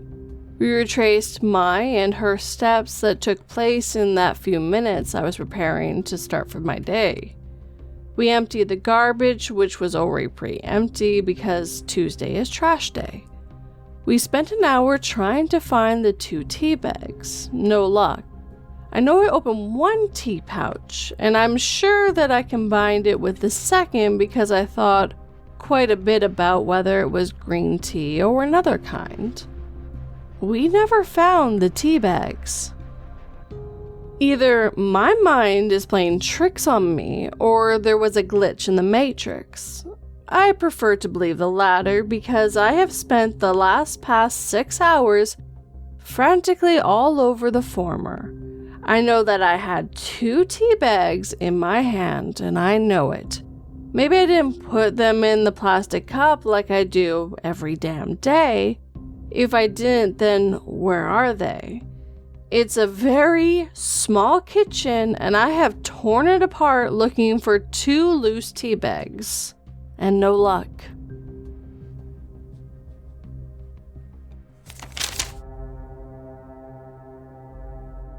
The girl looked up at me from her hospital bed and said, "Thank you for saving me, doctor. I don't want to die anymore." My stomach sank with the news I had to come to bring her.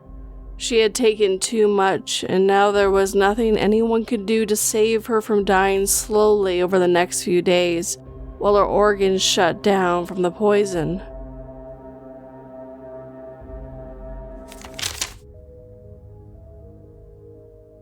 Lowest stake glitch ever. Piece of bread. By No Dark 8446. My friend Layla, 27 female, and I, 34 female, were on a trip with a few other friends. The other friends were poking around a gift shop, but Layla wanted to smoke. I went outside with her. She was leaning against the wall of the building, and I was facing on the other side of the sidewalk so people could pass.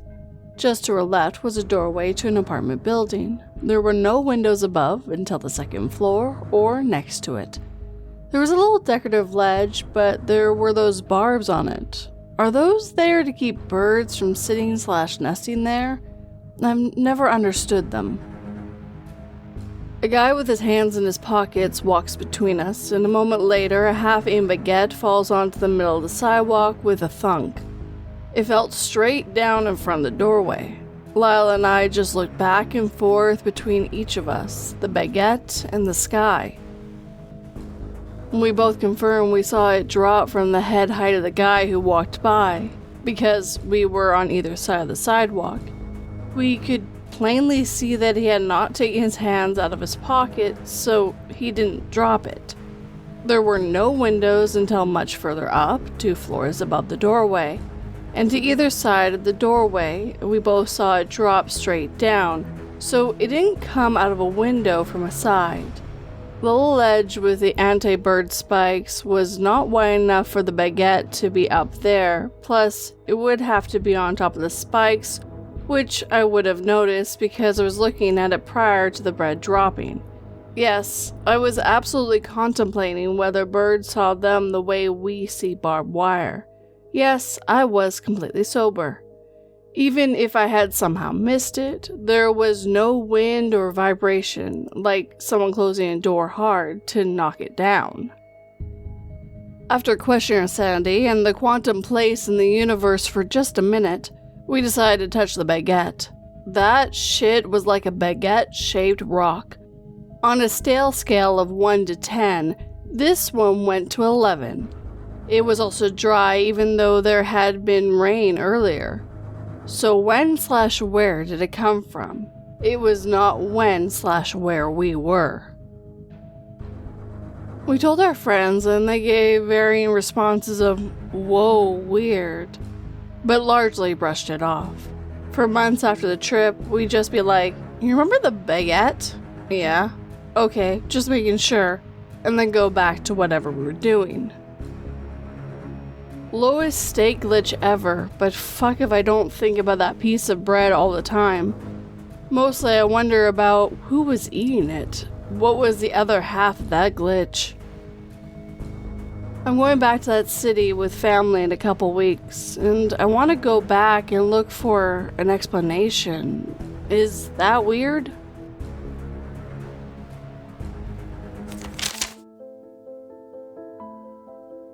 Every night at 3 a.m., an unknown caller calls my phone.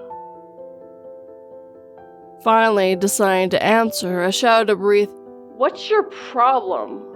but quickly froze when I heard a distant echo of my own voice.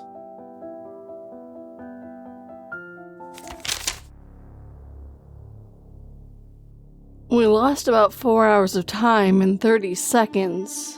By Thrifty Gal 177. I'm not sure if this is considered a glitch, a time slip, or just delusion, but this is something that happened to me and my family that we can't explain.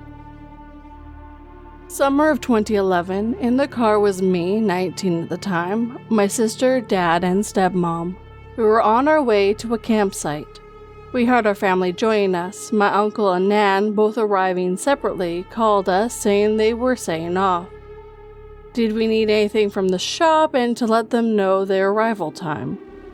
We were over halfway there. They would be arriving about 3 hours after us. We carried on driving, switching radio stations, and went through a tunnel.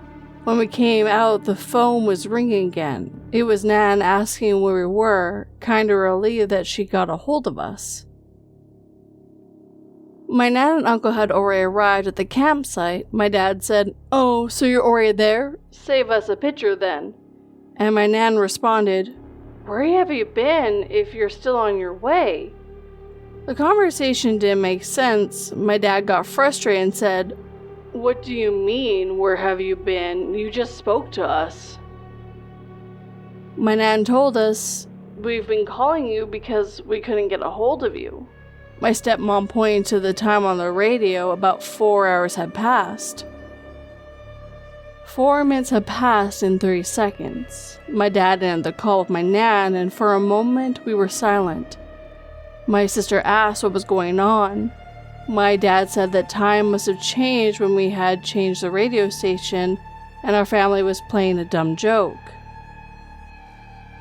Our phone showed time had passed. Again, silence. We arrived, briefly spoke about it with the family, and ignored it. We have spoken about it 2 to 3 times. My dad is either convinced that we went through a time vortex, got abducted, or we jokingly were drugged by our stepmom. She's a general practitioner.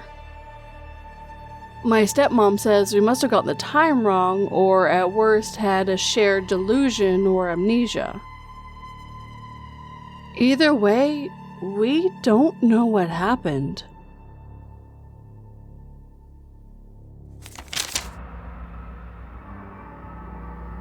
"Be seated," the chief surgeon shouted. "You have missed a full week of classes." The girl tried not to faint as a second-year student dissected her mother's corpse. She had not been told her body would be donated to medical science. Just listening to my book by Elemental Madness. Hey everyone, this glitch in the Matrix happened to me maybe 5 or 6 years ago, and I have been intending on sharing this story. But it's honestly hard for myself to even wrap my head around this, and I was the one who experienced it. And the shyness led to inaction, which led to forgetfulness. Anyway, I have an access of free time and was thinking about this event. Thought I might as well put it out there. I listen to audiobooks very actively. I use some round-the-neck Bluetooth earbuds. You won't see me without these things around my neck. I like them for their functionality. Just press the button and resume the book. Press it again to pause. No need to go fetch my phone out. I was packing up my laptop and other things after work. I received a call that I had been waiting for. One of those calls you back instead of waiting things. And I answered it originally with my Bluetooth headset. But it was an automatic system needing actual phone keys input. So I took my phone out of my pocket and put in the necessary information, then continued to pack up my stuff and leave. Got in my car, put my bag and carry case in the passenger seat, spoke with a rep for maybe about 5 minutes, then completed that call. Once the call was completed, my audiobook resumed playing as it should. I started up my car, drove home, unwinding for my day. Listening to a book is my favorite thing to do. I don't live terribly far from work, maybe 12 miles.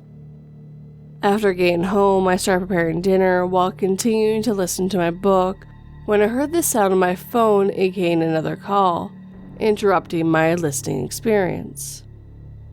I pressed the button on the headset to answer the call and said hello. Can't see who's calling when you answer the phone like this. I hear my coworker's voice. They seem a little confused. They say my name. I say their name back. Then there's a bit of an awkward silence. I begin to wonder at the possibility of what might have happened since leaving the office, and I ask, "Is everything alright? Something going on?" And they asked, "Well, are you still here?" I say, "No, I'm now home, but I have the laptop if you need help with something. What's going on?" And my coworker says, "Well, I seen that there was a cell phone on your desk and I thought you might have left it. So I called you and it rang. I thought you had left it, but you answered the call." We were both silent then. One moment, I was in the middle of chopping up some carrots and thinking about switching gears into work mode. Then I had to dedicate my brain power to what my coworker just said. As an intelligent adult human being, my response was elegant and direct. "Huh?" More silence. Coworker: "I'm looking at your phone on your desk, showing our call active right now." I moved my hand down to the pocket I keep my phone in and gave it a trusty pat to check, only to find my phone pocket empty. As my hand is resting on my empty pocket, I start saying, "That can't be right. Bluetooth doesn't have that kind of range." Only to then have the call disconnect.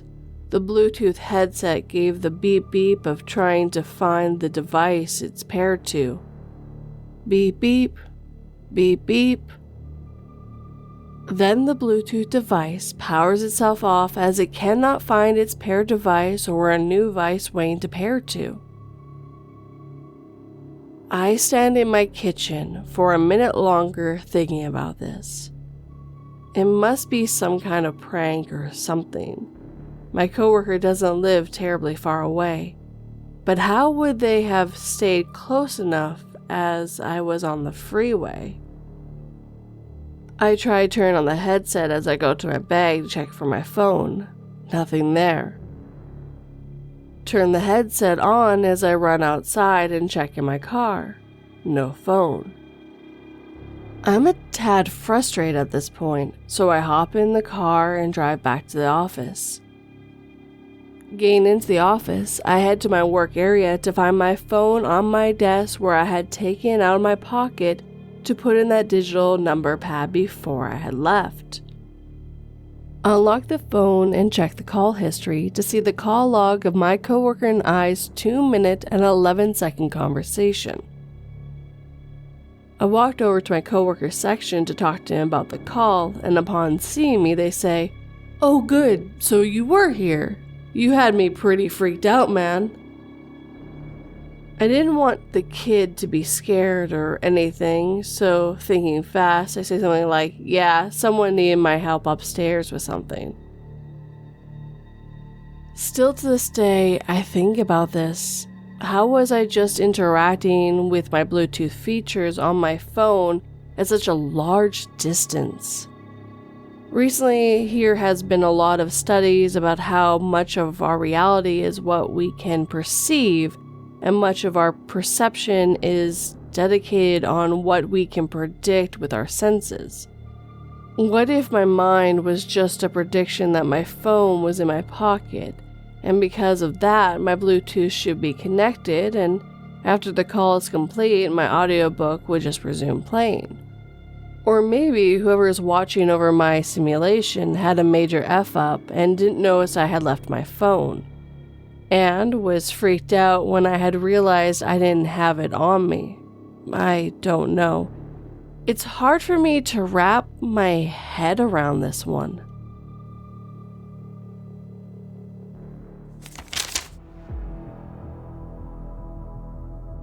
And the triangle goes in the green hole. "Good job, Eva," said Amy with a proud pat on the back. Turning to the colonel, Amy continued, 3 minutes into training, the model has a 2-year-old spectral ability. In 2 hours, this entire floor of Eva's could be mission capable.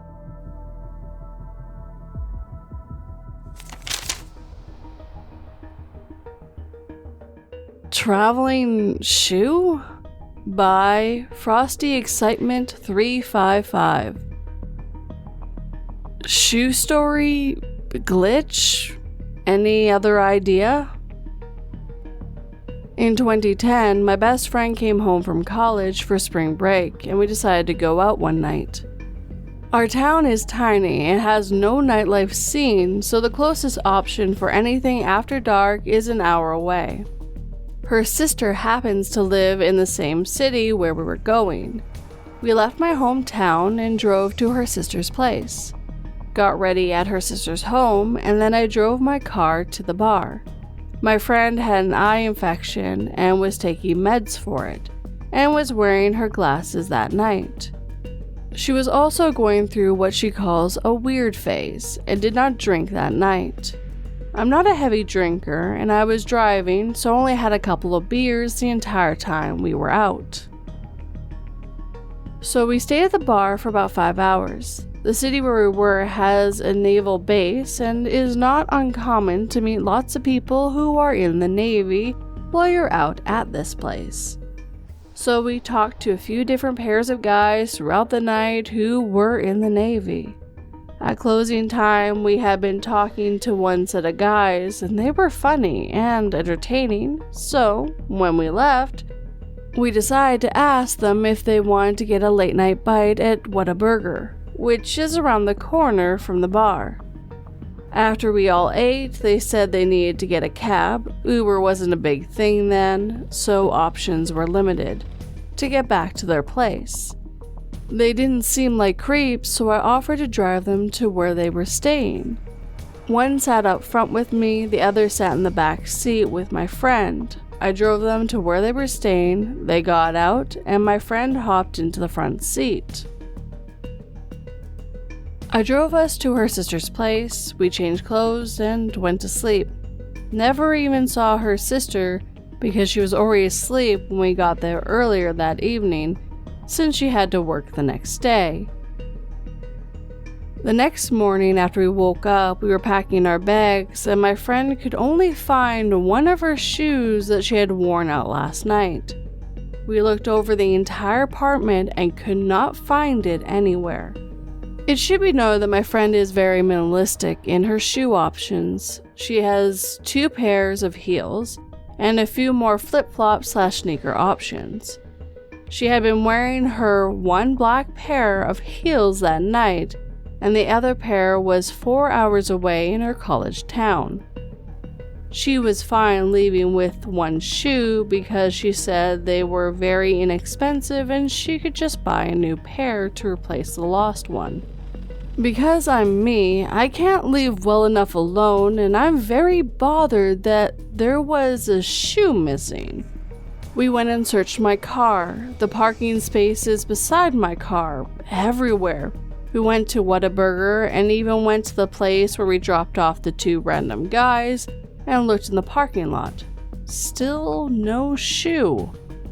After not being able to find the shoe, she said it was okay and that she would just buy a new pair.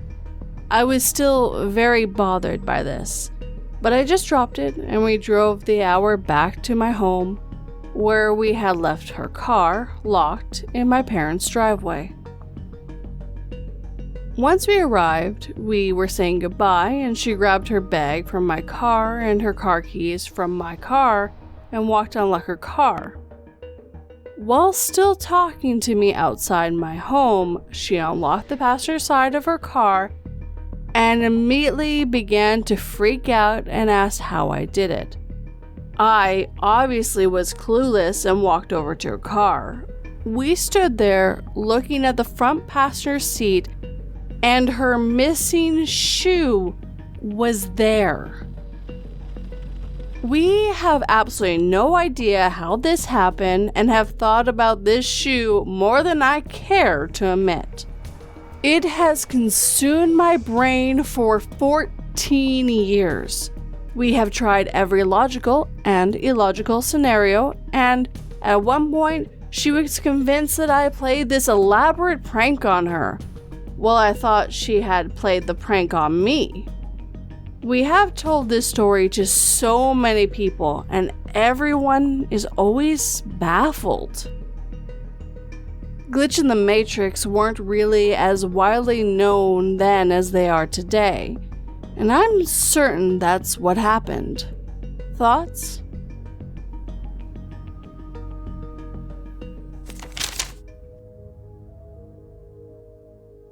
I sat in the hospital and tried to focus on the rhythmic beating of my infant son's heart as I ignored my mother's ranting about government conspiracies. But when I came back later, I heard only silence as our mother smiled and said she unplugged some things to prevent the 5G radiation from spreading.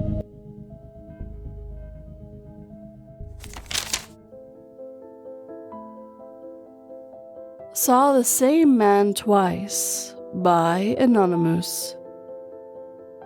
I've been on the sub for years. I don't usually read much that post, but something just happened and I'm at a loss.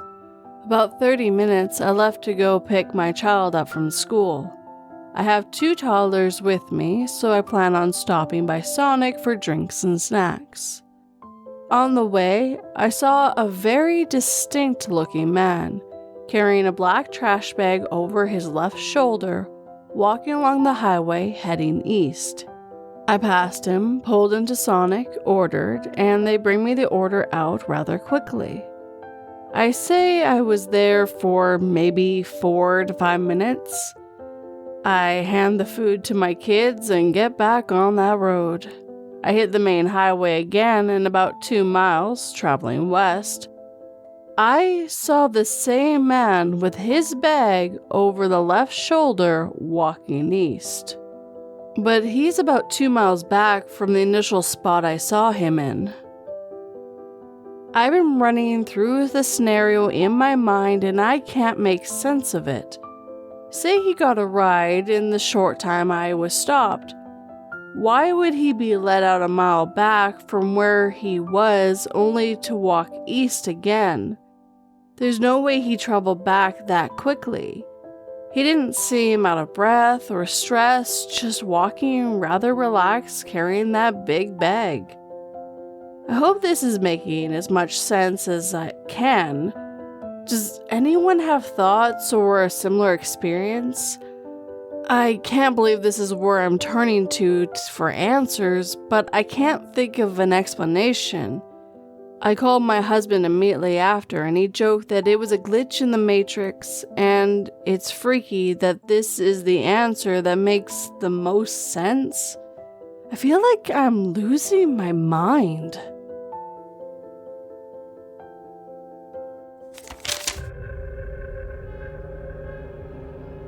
In the darkness of an abandoned basement sat a rotting corpse. But when it got hungry, it stood up.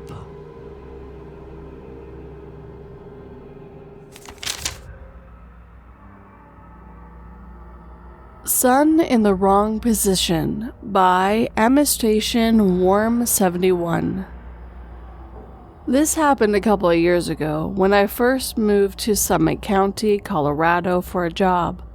I lived in Dillon and worked in Silverthorne. For those who don't know, they're right next to each other, pretty much separated by the I-70. Part of my team was going to Silverthorne Rec Center before work for an hour and a half of exercise to get my day going. And for a few months, it was pretty great. Then it got weird when I decided to go on an off day.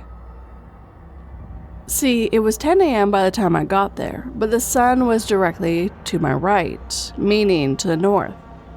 I was parked facing towards Highway 9, which runs north/south, with Loveland Pass to the south and Kemmeling to the north.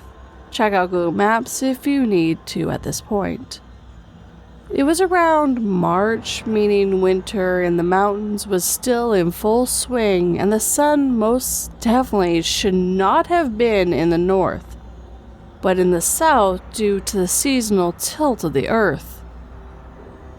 I remember being incredibly confused by the state of affairs to the point that I ended up calling my dad to tell him about it. I double-checked the compass on my phone. I verified with Google Maps that I didn't get turned around in the mountains, which is an incredibly easy thing to do if you just moved up there. Sunrise and sunset can be a bit skewed due to the mountains blocking the sunlight. Eventually, I shook my head and got on with exercise. I had tried hallucinogens when I was in college, and the level of confusion that day reminded me of my college trip, although I was stone sober by this point. I didn't like the idea of going crazy, and by the time I walked out of the rec center a couple of hours later, the sun was in the south and in its right place. My only regret is not taking pictures, but damn, it was weird.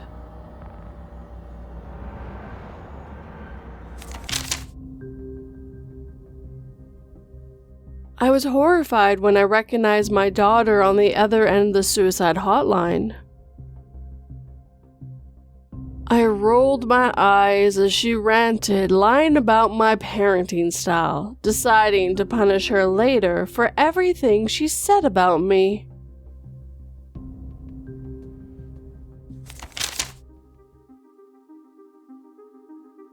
Small glitch. Now that I'm paying attention, I realize they're common. By Almost Jaded. I posted a couple weeks ago about my latest peril dimension experience. I've been reading here more and thinking a lot about all the times I've noticed something change or move or disappear, etc., and just wrote it off. But now, I'm paying attention. I was at SAC Anime this last weekend. The booth next to us had a larger, higher-end portable speaker playing music. It had really terrific sound for a portable, and I'm an auto guy, so I took note of it. It was a larger black disc shape with folding stand part to support it, with a woofer part in the back, Really trick design. So engineering. Much impressed. The JBL logo was promptly placed in the center of the speaker grill in gold. I wanted to get one of these, so I know that it was JBL so I could look it up later. A few hours later, the conversation's in full swing. I'm chatting up the ladies in the booth when things are slow.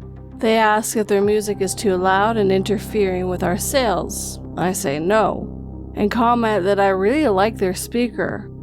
I look over at it again. Right in the middle of the speaker grill, in gold letters, is the brand of manufacturer. Harman Kardon. I asked if they brought another speaker or switched them, and they said no and looked at me funny. It never changed back all weekend. I looked over at it constantly.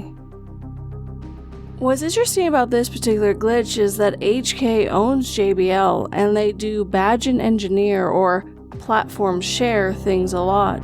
So it's entirely conceivable that any given product in their customer lines could be wearing either logo. But this one changed for no apparent reason, and I noticed.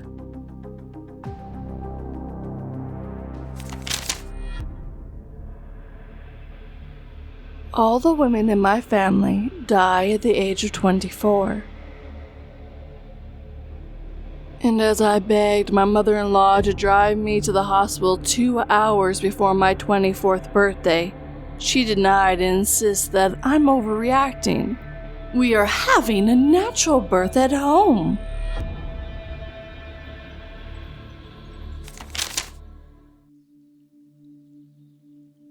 My dog appeared outside, and I have no idea how.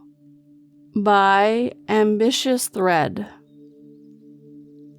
So prior to the experience, I didn't even know what a true glitch in the Matrix was, but I'm now convinced that this is exactly what I experienced.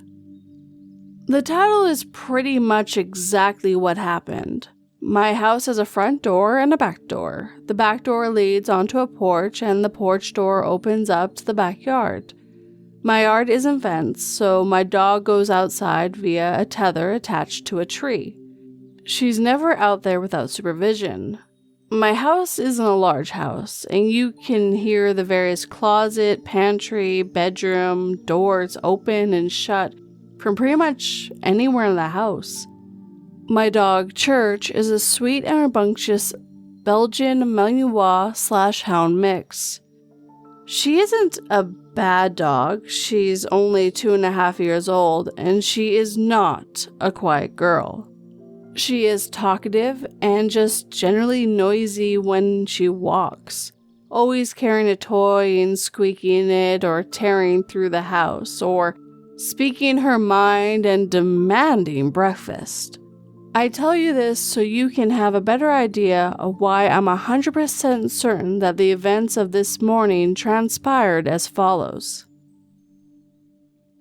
2 nights ago, my boyfriend slept over. I have a roommate, but tonight she was sleeping at her boyfriend's place.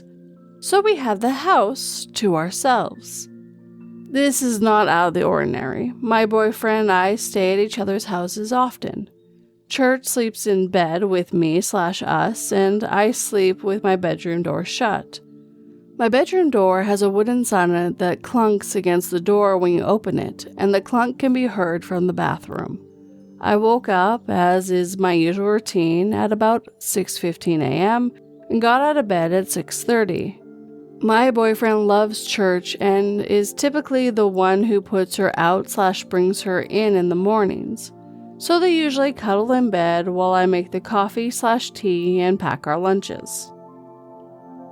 I left my room, shut the door behind me. I went into the bathroom, which is just a few steps away, and shut the bathroom door as well.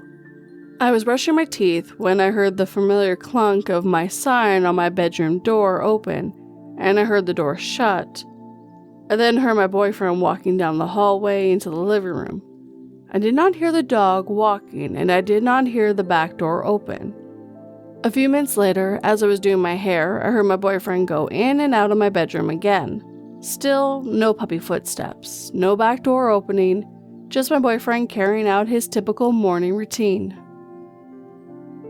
Now would be a good time to note that I have hardwood floors. I would have heard her feet on the floor and her collar jangling.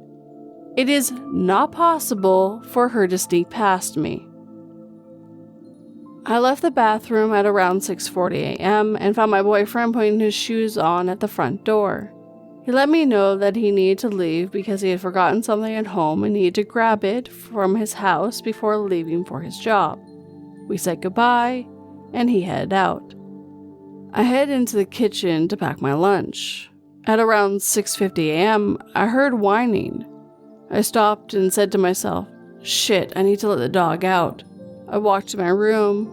As I was walking, I was even talking to myself, "I'm so sorry, lady. Your dad usually lets you out in the morning."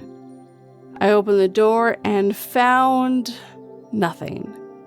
My room was totally empty. My boyfriend had fixed his side of the bed up as normal, but Church was nowhere to be found.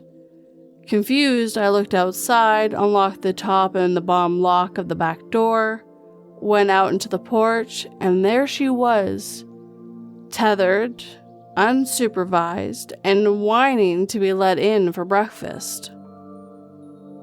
I was absolutely shocked. It's not like my boyfriend at all to leave her outside, ever, especially without telling me or letting her in before he leaves. He just wouldn't do that. And again, there was no way that Church could have made it through the bedroom door, past the door, through the kitchen, and out the back door without me hearing it. It's especially impossible for them both to make it past me. But I started to doubt myself, and as my boyfriend has never lied to me before, I decided to ask him. I just wanted to understand what happened.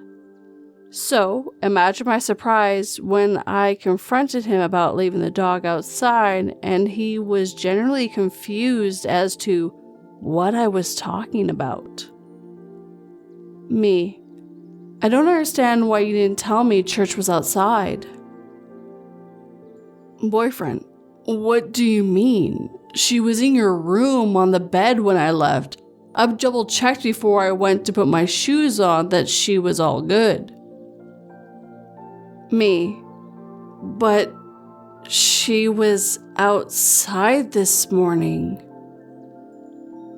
Boyfriend.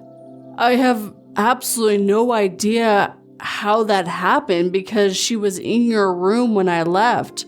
I would never put her outside and leave her out there without telling you. And I'm sure I've stressed this enough, but there's just isn't a way that my dog could have made it past me. I would have heard her. At the very least, I would have heard the back door open and shut, and the back door was locked, just like it was the night before. My boyfriend never locks the door behind him when he plans on going back outside in just a few minutes to let her in. He knows how important my dog is to me and that this is not something he would do as a prank or a joke. He knows I hate them and has never tried to do anything remotely pranky before. I'm truly at a loss. My dog seems normal. Everything else about my house seems normal. She just appeared outside. I really hope this never happens again.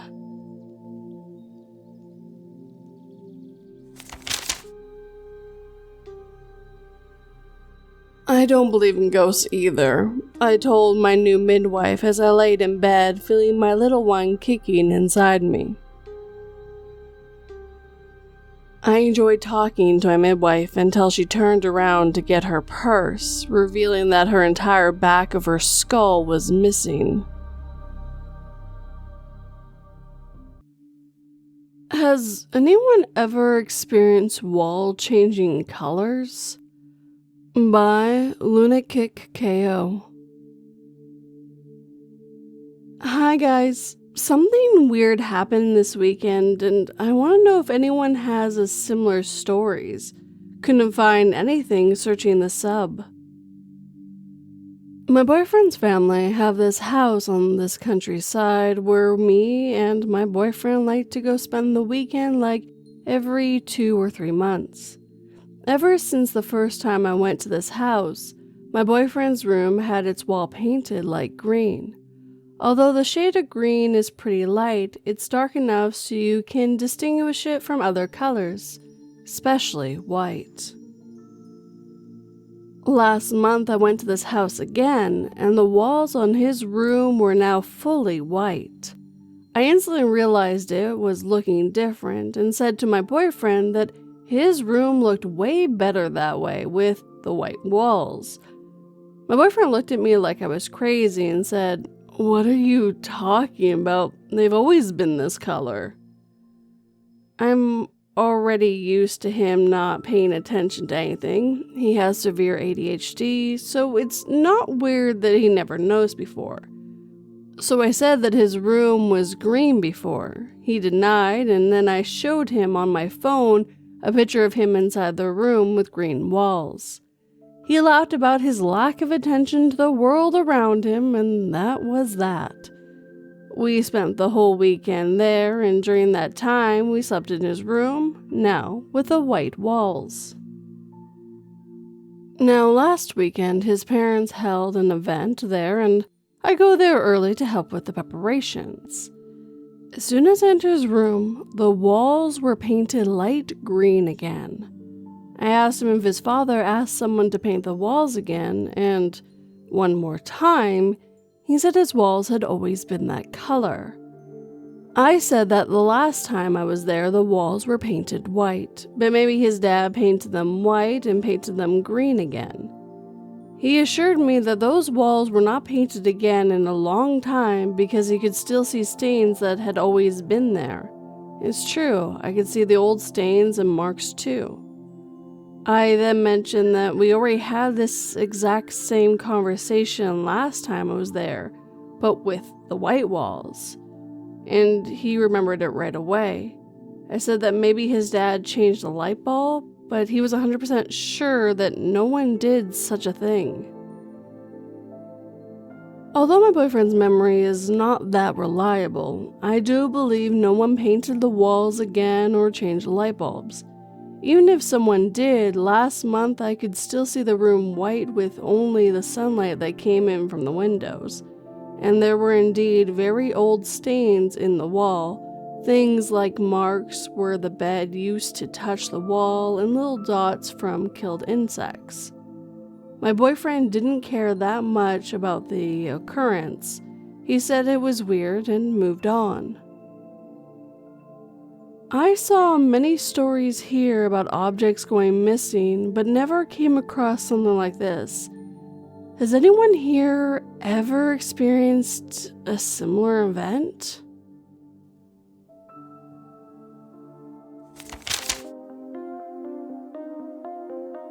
After my abusive grandpa died, I went to my grandma's house in the Bay Area to help clear away his stuff.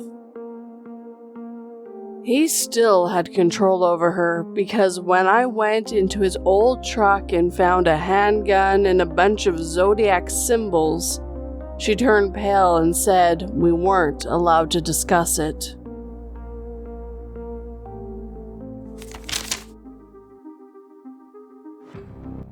The Glitching Tattoo That Went for a Walkabout by Anonymous. My forearm has a line of individual symbols that represent a specific time in my life with people I was once very close to. We all are still friends, but you know how life can get in the way of frequent hangouts as we get older. And I just realized the tattoo turns 10 in July, if that matters. Each of these symbols are plain black lines, nothing fancy. Think the long idea of a simple heart, square, circle kind of deal. There are more than 3 though. Each had the symbol that represented ourselves colored in, and kept it very simple by going in order of age. The oldest has the first mark colored in, next oldest has the second, third has the third, and so on. Our group had a wide age range, the oldest being 7 years senior to the next in line, the closest gap being 5 years apart. It's not like we were talking about a few months or a handful of years apart. I'm pretty darn confident on my own age and where I am in the lineup. I'm not deep in the middle child zone either. The one that represented me, the only colored one, had changed location. So obviously, I made a few calls. No one else had noticed a change on theirs, sent out a picture of mine. The person I swapped with reports their color ink faded out within the last few years. They only had the black lines. Cue the confusion amongst the group. It's agreed that this would have been noticed the day we all got them, or at some point over the last decade. My friends are not as open to this sort of subject, so it's just been left as how weird we never realized. This would not be my first glitch, nor will it be the first time I rather believe my memory is slipping. However, just like the glitch that got me believing, it feels like I have witnesses. Why are they just as confused if it was only my memory? And that's what brings me here to share.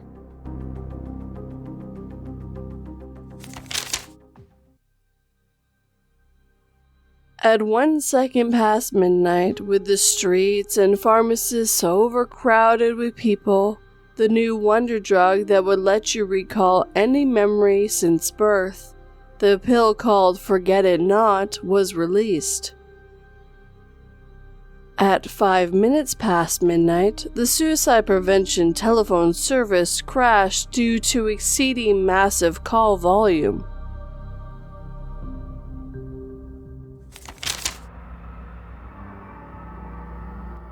Lost AirPods found after 2 years by Irrelevant Trash.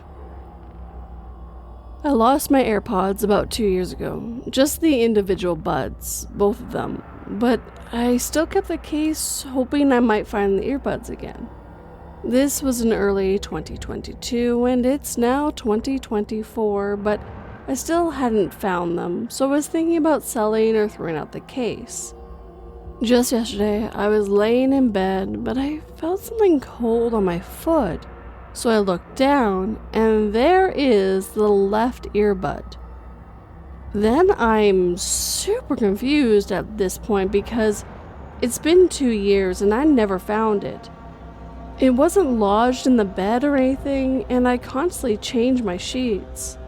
I looked around for the right earbud, but it was also right at my foot? Just to make sure they were mine and not some random AirPods. Never bought any since I lost them. I put it into my case from 2 years ago, and it was the correct pair belonging to that case. What's weirder is the case and the left earpods are almost dead, but the right AirPod was mostly charged after 2 years. I'm so confused. But everyone around me didn't really think much of it.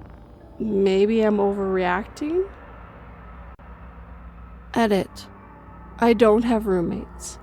I never let anyone borrow them, and I would know if they were stolen. They were not between my mattresses. They were not stuck between my toes for 2 years. But hey, they work. Indefinite AirPod glitch?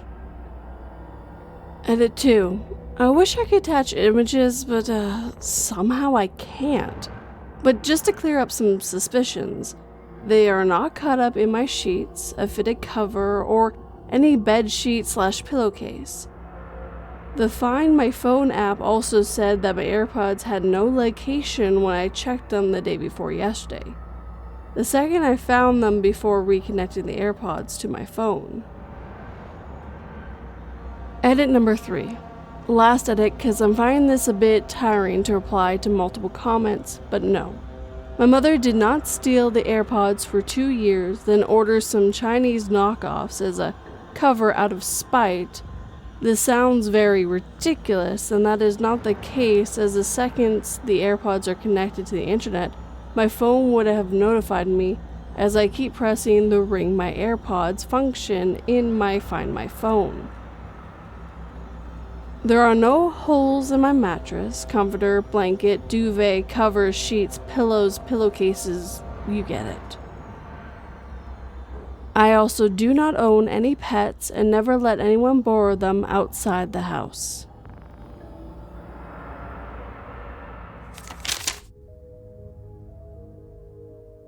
After an accident that killed my family and left me with amnesia, they gave me an old photo album and told me who I was. I think the accident damaged my eyes. It looks like all the people in the photos have the wrong number of fingers.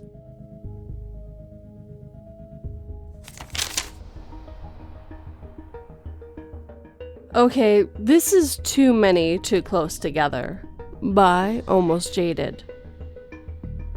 This is my third post here in 3 weeks. My previous significant glitches have been years apart. Made an Uber Eats drop last night, not to the same area where I had the dimensional switch, but that's not relevant to this. For the record, I drive for Eats and very intentionally not for the passenger service. Less money, but a lot less frustration and BS. Not to mention a lot less time spending at the airport and the Strip. 2 places that Vegas locals never go to if we can help it. I have never made a single people ride, not one, ever. But I could. I'm approved for passenger service. I just never log into it. So I pull up to the driveway and walk up to the door with the food. Lady answers, immediately a big smile. "You gave me a ride from the airport once." I explain that she's probably confused me with another driver. I don't make passenger runs. She proceeds to recount a conversation that could only have been with me. She tips me $10 cash, very high for Eats, and explains that she felt bad for not tipping me before, but she was out of cash at the time, and it was before Uber added online tips. The lady was positive I had given her an Uber ride from the airport months ago. Uber added online tips last August, and recounted a conversation with details that wouldn't apply to somebody else. I've never seen her before in my life, and I never made an Uber airport passenger run or any Uber passenger run in almost 8 months of driving for them. I did take the tip though. Edit. I'll respond here, but since my latest discovery of Allah, I'm literally not where I should be, see my newest post, this experience doesn't even rank in my brain as being noteworthy. Put another way, I now have a bigger fish to fry. I did, however, log into Uber and check my past rides. There's no records of me ever having had a passenger run. Since I'm reading the stories in the order that they came out originally, the story he's referring to is in the last Glitch in the Matrix story video if you wish to check it out.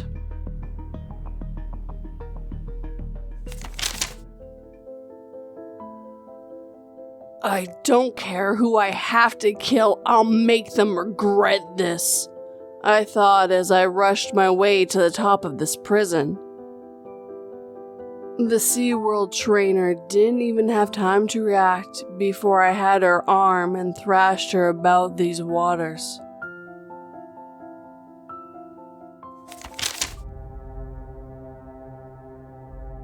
Toilet paper appearing by Wrenchy Wrench Wrench. This is about as random as it gets, and I apologize for too much information level, but I'll keep it polite. I was about to take a shower and decided to pee while waiting for the water to get warm. Sat down, did so, collected my toilet paper in a good old-fashioned roll and scrunch technique, cleared the field, so to speak, and then stood up to toss the toilet paper in the toilet. And as I turned around, I see a very neatly folded section of toilet paper just sitting on the left side of the toilet seat, towards the middle where I still would have been touching if I had sat back down. And it definitely would have stuck to me when I stood up. It looked to be like 4 or 5 squares neatly folded and flat, just sitting there, clean and undisturbed. I was stunned, and this actually was the 3rd or 4th time that this has ever happened to me in my life, but the first time I couldn't write it off. The other times didn't make sense either, but I had clothes on at the time and was like, maybe I had toilet paper stuck to me for some reason, or maybe it was on the upper side of the lid of the toilet and it fell and I just didn't notice it. Nothing really seemed plausible at the time, but I couldn't count those things out and it freaked me out, so I just made myself shrug it off. Thought I was being a bit paranoid about things sticking to my clothes, unbeknownst to me for a bit. But in this recent scenario, I was in my birthday suit, so there was nothing to cling to or to get stuck on. And I was about to hop in the shower, and the lid was up before I sat down. I had even taken a peek to see how clean everything was because I was making a mental chore list for the day. Not the sexiest glitch, but still very much what the fuck for me. Anyone else ever experienced this? I have zero clue what or why or how. Obligatory edit to include that all my carbon monoxide detectors are functioning normally.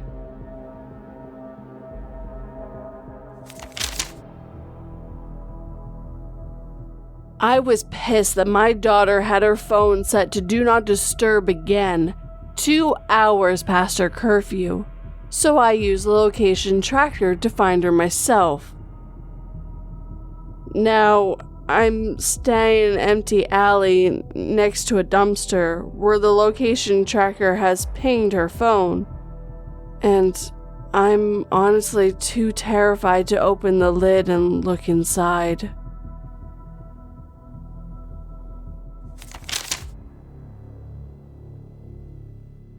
Mysterious Stalker by Handshot First 5445.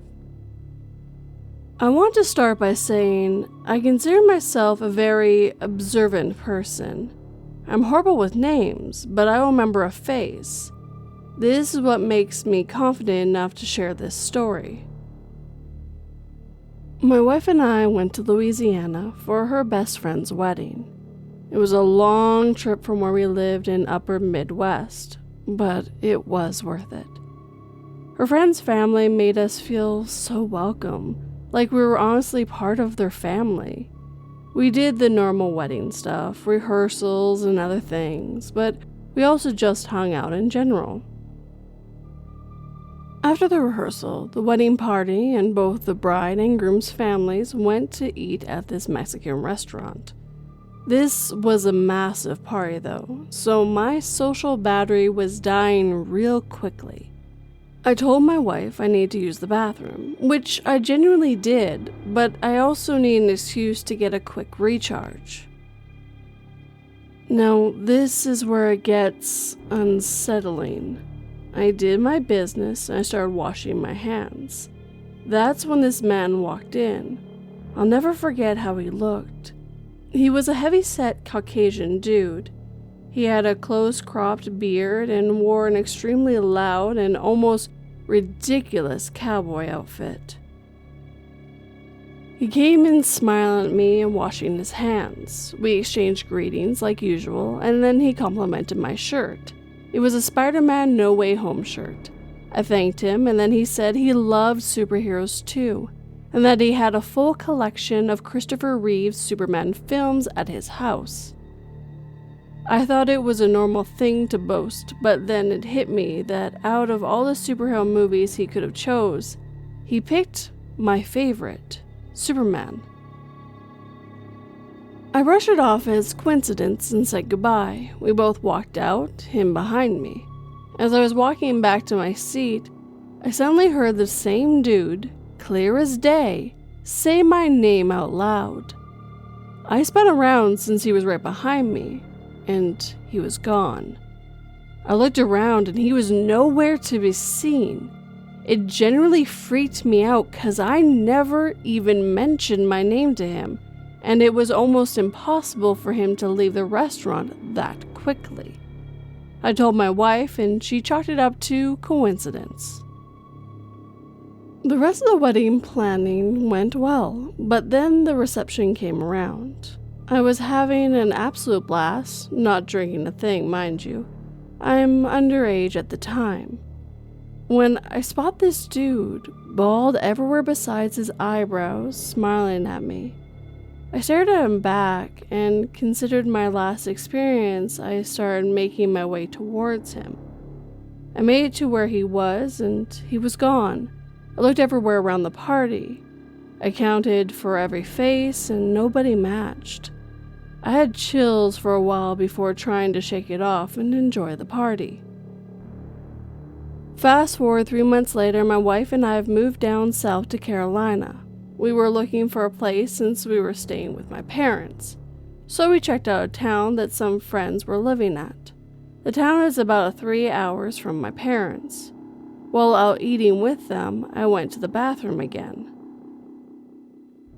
As soon as I was done in the stall, I turned the corner of the stall to the sink and almost ran into someone. I looked up, and it was the same man from Louisiana. He wasn't wearing the cowboy outfit, nor did he speak. He just smiled at me, and it wasn't a genuine smile. He smiled only in his mouth. The rest of his face wasn't smiling.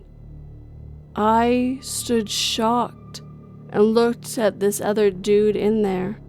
That's when I realized the other stall was open. He didn't need to wait for my stall. The guy just walked into the stall, still smiling at me. I went back to my seat and told my wife, in which she got the chills. Our seat was in front of the bathroom, so I watched intently to see if he would come out so I can show her. He never did. I rushed back into the bathroom to see if he was still in there, and the stall was empty. I'm still freaked out by this. It seems almost impossible for someone to follow us that much, literally across states. I'll update this further if anything develops. I don't know who is following me or if they have good intentions or not. Update. Just had an experience in a bathroom. I went to a stall in a restaurant. While I was going, I hear someone come in.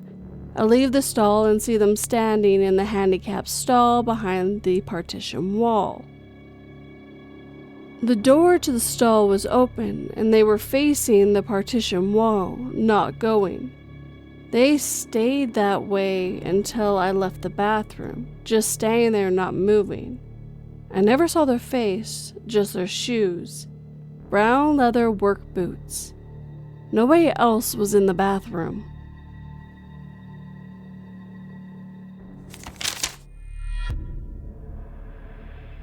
I knew that my gambling debts were now insurmountable, so with deep regrets, I wrote a suicide note and loaded my pistol.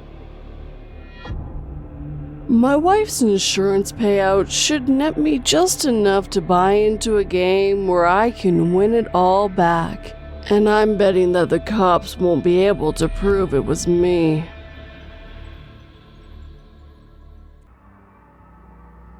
I think I drove through a wormhole or something. By Bean Barrage.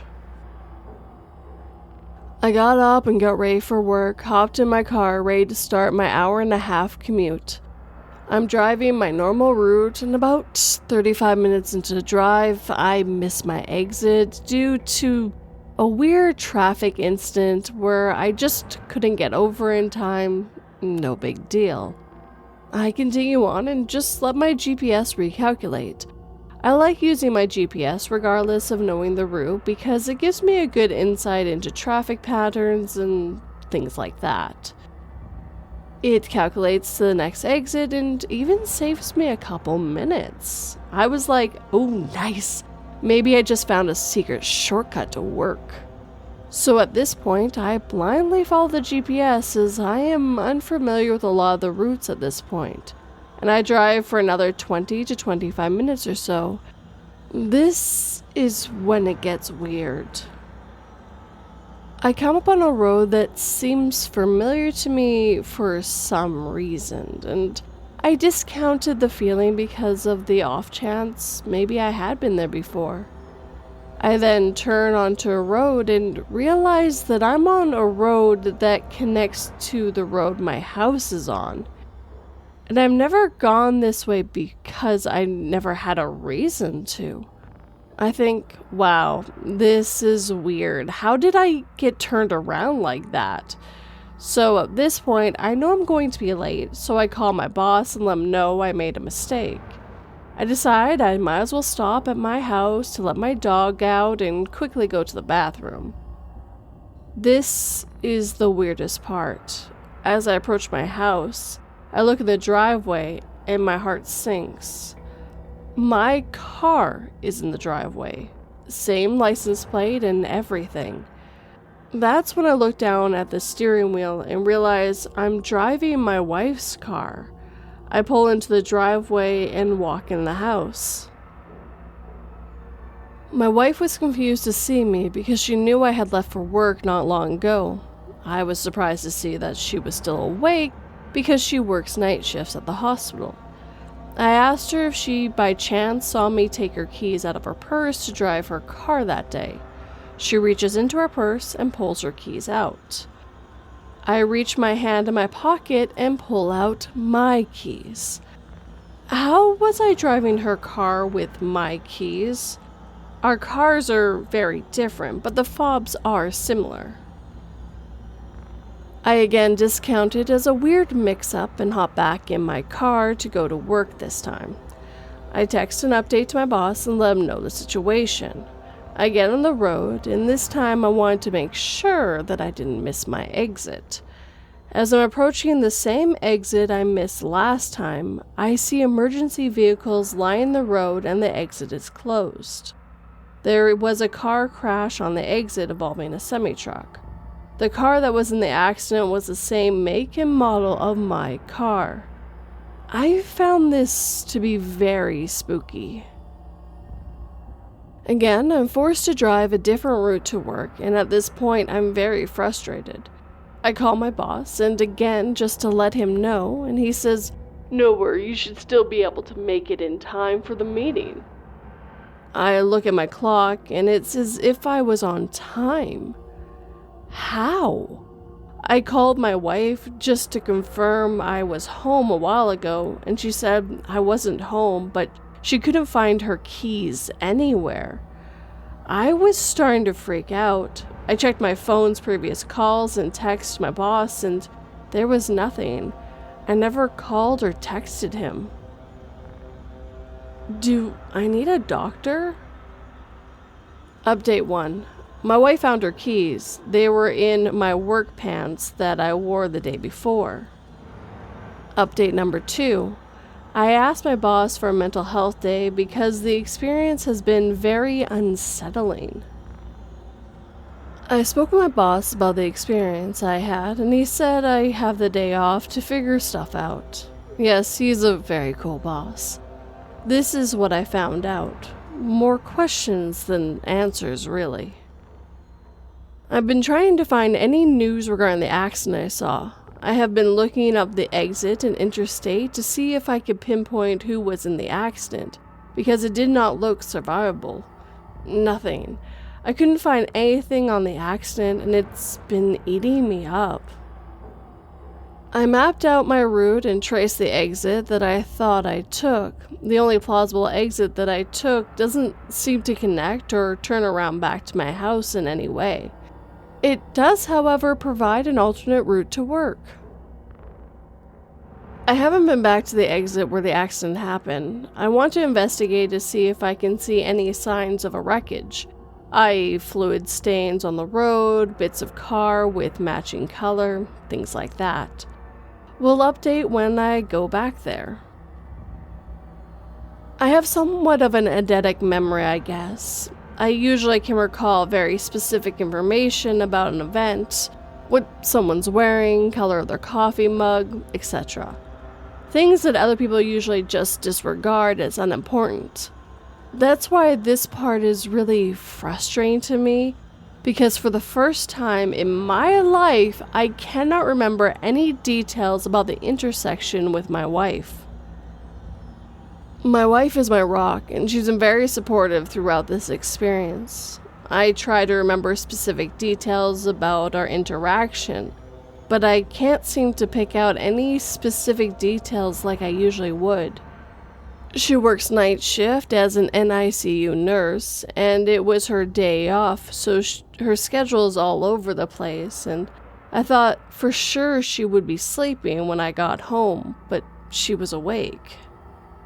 The key fobs are a mystery as well, but for safe measure, I went out into the driveway and ran a test to make sure that the car would not start if I had the wrong keys, because I've heard such things of being possible with certain cars. But no luck. It didn't start. I switched cars and tested vice versa, and nothing. The only plausible explanation here is that maybe I grabbed her keys from her purse after getting home unexpectedly, and then just drove my car to work, but that doesn't explain her keys being in my work pants from the day before. She found them before I even returned home. I appreciate everyone's support and ideas through this weird experience, and will update if I connect any of the dots. So far, I'm rationalizing it as some kind of false memory, or perhaps a lucid daydream, or some sort of disassociation, which doesn't necessarily make me feel any better. To people that are saying the experience is fake, the thing is, it might be, but it felt really real to me, and I'm just trying to be rational about it.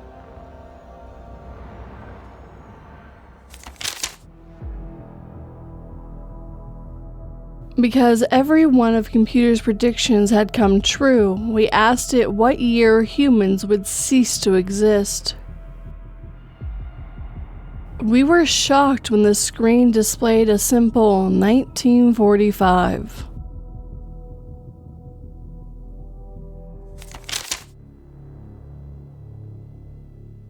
Baby Daddy Showed Up Twice by OKQuell9021. Last Saturday morning, I went to meet up with my son's dad so he could spend a couple of days with him as per our usual schedule.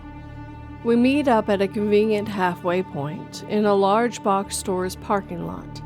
It was early for a weekend, so I didn't even think the store was open yet, and the lot was empty as far as I remember. This particular day, we parked in a long, empty road against a curb facing towards the curb, so there were no cars in front of us or beside us, and a wide driving aisle behind and between us and any other cars in the lot. I often arrive before his dad does, and the usual routine for my son and I while we wait is to keep listening to his audiobook while he fiddles around with the sunroof. As we're doing that, I saw his dad pull up to my left and park next to me. He opened his door, got out to walk around our car, so I turned to my son, who has his head and his dog's head sticking out of the sunroof, of course, and started to say my I love yous. Okay, side note. I specifically noticed that his rear passenger window of his dad's car, which my son has covered in stickers, was rolled down. which is unusual with only him in the car. I always look for the stickers as a quick identifier when keeping an eye out for his car, as it's a reasonably popular make and model, and I don't think I've ever seen him do that before. I also saw that my son's dad was wearing sunglasses, along with a tank top that he got a few years ago at a musical festival. A tank is slightly unusual for him. He usually prefers t-shirts. So I noticed that this tank in particular because it was old enough that I was there when he got it. His hair is getting long and he had it half pulled back, which he started doing recently. I saw all this. I know I did. Okay, so my son ducks his head back in, replies gamely to my goodbyes, and hugs me. And then he gives me a funny look and says, "Why are we doing this already?" I laughed and pointed out my window to show him that Daddy had pulled up while he was playing with the sunroof. Except when I turned around to show him, his dad is not there. In fact, there are still no other cars parked beside us at all or anywhere even near us. My heart gave a kind of funny little leap when I saw this, because I know what I saw, but I tried to just shake it off because, well, what else could I have done? I laughed at myself and told my son his mom is being a goofball imagining things. I wasn't sleep deprived or anything, but I thought maybe I had spaced out for a minute. I don't know. We tried to rationalize things. Less than 5 minutes later, my son's dad pulls into the same spot I had imagined he was in before.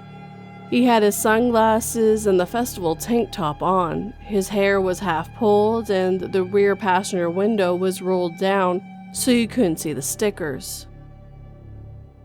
I was really weirded out, but kind of laughed it off when my ex asked me what was wrong because I just didn't know what to do with the information I had. I hadn't even talked to anyone about it since then because it freaks me out. Thinking about it in retrospect, I can't even remotely explain why, if I had a daydream in the first arrival, I would have picked out those specific and unusual details. I know it isn't a big glitch or anything. I didn't die in a car crash or come back to life or something, but it was so real and so random and specific that it's throwing me through a loop. Also, for the record, I have excellent fire/carbon monoxide detector installed after we had a fire a couple of years ago. We check them pretty regularly. And I'm fairly confident, about as sure as I can be, that this isn't any health thing, because a few weeks ago I had a battery of tests, MRI, CT scan, full body panel, the whole works, done to try to pinpoint the reason for my medically insignificant on its own, just really annoying condition I have. While they couldn't figure out why it was happening, they also didn't find any scary tumors or aneurysms or any other baddies. Oh, one more thing, for what it's worth. The first time I saw him arrive, our puppy, held by my son who was standing up in the sunroof, got really excited, wagging out of his arms and ran to my lap, just like he always does when he sees my son's dad arrive. I didn't even think about that until just now, but he did and was in my lap waiting until he arrived for real. I don't know, it seems like maybe he saw something too. I could be reaching though. So yeah, I guess I'm just a little dumbfounded. I'll probably never know, but it was an unsettling experience for sure. Update as of August the 12th of 2024. I did speak to the baby daddy this evening about what happened last weekend, unsettled for 2 reasons. First, in answer to my question, he says no. He did not arrive, then pull around the lot for XYZ reasons, then come back, so that's ruled out. The more disconcerting thing, though, was his reaction when I first brought it up. he doesn't remember us talking about it last weekend. Like, at all. I started off by saying, so, remember how I was tripping last weekend and thought you showed up, but then you didn't? And kinda laughed. And he just stared at me blankly for a second. He said he doesn't remember, no. I said, yeah, remember when you showed up and I told you I said goodbye to kiddo twice because la la la? And he's kinda smiling along with what I was saying, but clearly lost. So I had to tell him the whole story again, start to finish, and it still didn't strike a bell. I mean, it's possible that he forgot, yes. He's not a noticeably forgetful person. But, I don't know, maybe he was distracted? I say it's much less possible than him trying to pull one over on me to creep me out. It's not really his kind of humor. Slim chance? Sure, I guess, because anything is possible, and the other possible things are getting really weird. One good thing is that he seems to believe me that something happened. He's open-minded, but I can also tell he was thinking maybe I got confused or whatever, I don't know. But he's not flat out calling it BS. I also asked my son if he remembered, but I didn't want to creep him out by going into detail. So all I said was, remember how we said goodbye twice? And he was like, uh-huh.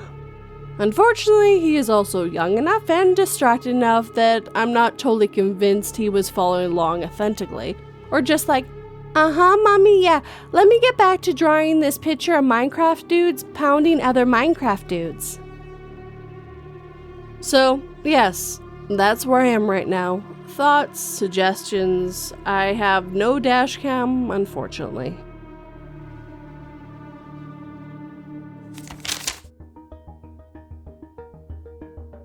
Open up, it's the police! We yelled through the door to surprise the groom with a night out before his wedding. But when we unlocked the door and walked in, we found him crying at his computer, wiping his hard drives frantically.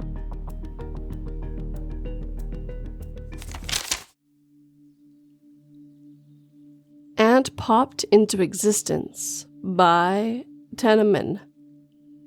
Preface this to say that I've had weird run-ins with spirits and such. I believe and communicate with Wu, so I don't know if this is related, but I'm pretty sure it's a glitch.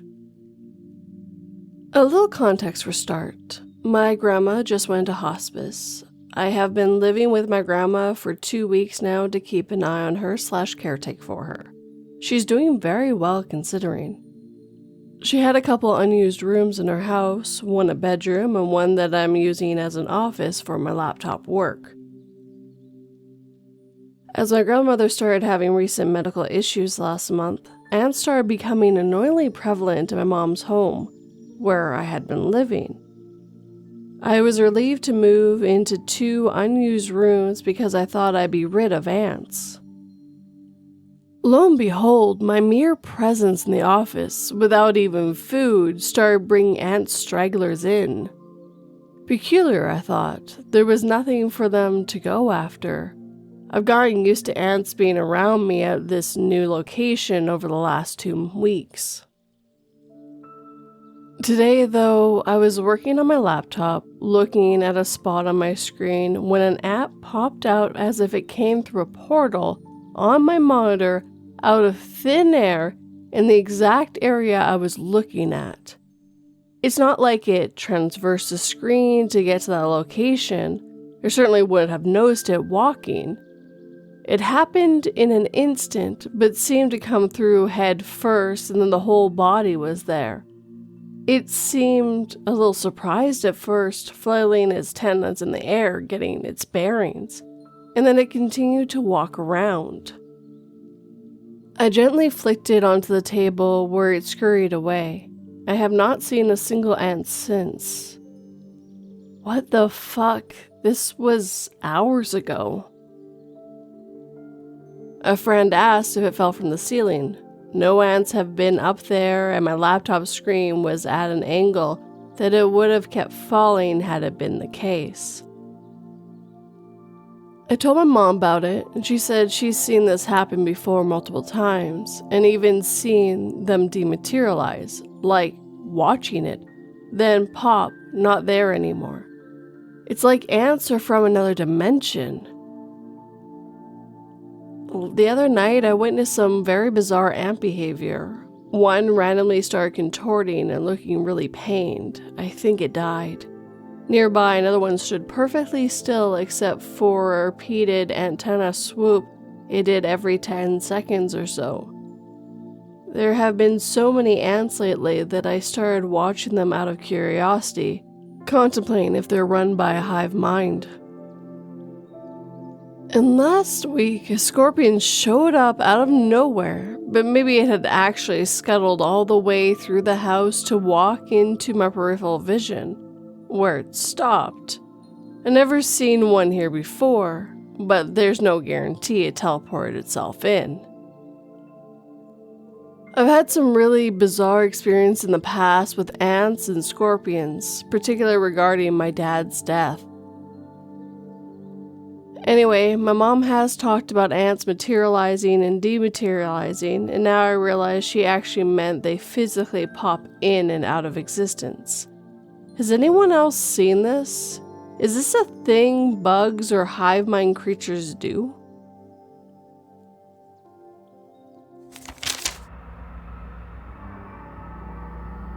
After a night of watching scary movies, I truly believed it was a psycho killer breaking in when I pulled the trigger, and on my father returning home early, I tearfully explained to the officer.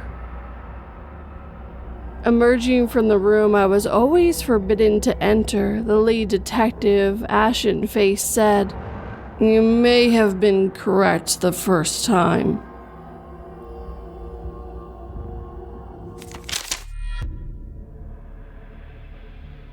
Happened twice in our house by Crazy Black Cat Lady. I'll try to keep this short as I can. A couple of years ago, my dad stayed the night at our house. Our spare room at the time had internet equipment in it, and when I was setting up the room, I put black electrical tape over the flashing lights as they were quite obnoxious in the small room in the dark. A while later, when he was ready to go to bed, I walked in and no tape. I freaked, and my dad and husband thought I was losing my mind, pregnant and sleep deprived. I laid in bed, questioning a lot of things that night, and then terrified that my mind was going.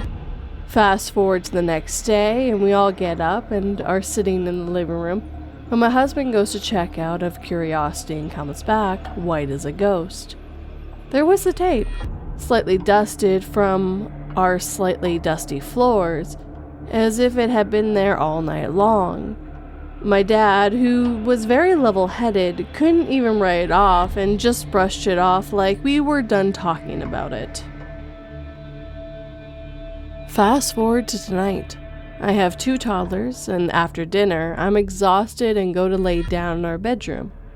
I'm in one of those sleep trances, dozing off, where you're not fully asleep so you can hear what's going on around you. My husband came back and asked me through the door if I needed a hug. Door was locked to keep the toddlers out. I remember being slightly annoyed and finding a little off that he woke me up to ask me that. I told him it was fine, just tired, and dozed back off. Fast forward about an hour and he's back at the door, waking me up, asking if I got his text messages. Most of them saying I don't want to talk about what's wrong, I don't have to, but he was here to support me with lots of love emojis and gifts. Now, I'm confused, and he's looking terrified and freaked out and swears he heard me crying from the bedroom from behind the door. He said it was very distinctively my cry, and he thought something was bothering me, and I was keeping it from him. Took me a full half an hour to convince him that I was not crying to my knowledge, and typically if I'm crying in my sleep, I'll wake up crying. It took me 30 minutes of hardcore convincing him that I was not crying and nothing was wrong before I think he started to believe me. Now, I'm definitely awake and we're both freaked out, wondering if it was the house or an entity or what he even heard.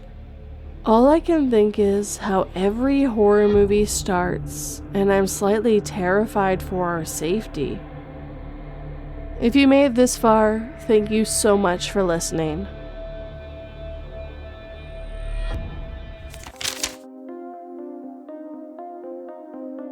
That stupid creep that's been staring at us girls in my neighborhood actually followed me to this old abandoned warehouse at the edge of town. Slipping out a side door as he anxiously entered the building, I quickly text my usual "delivery here" and run like hell, hoping I won't hear the screams this time.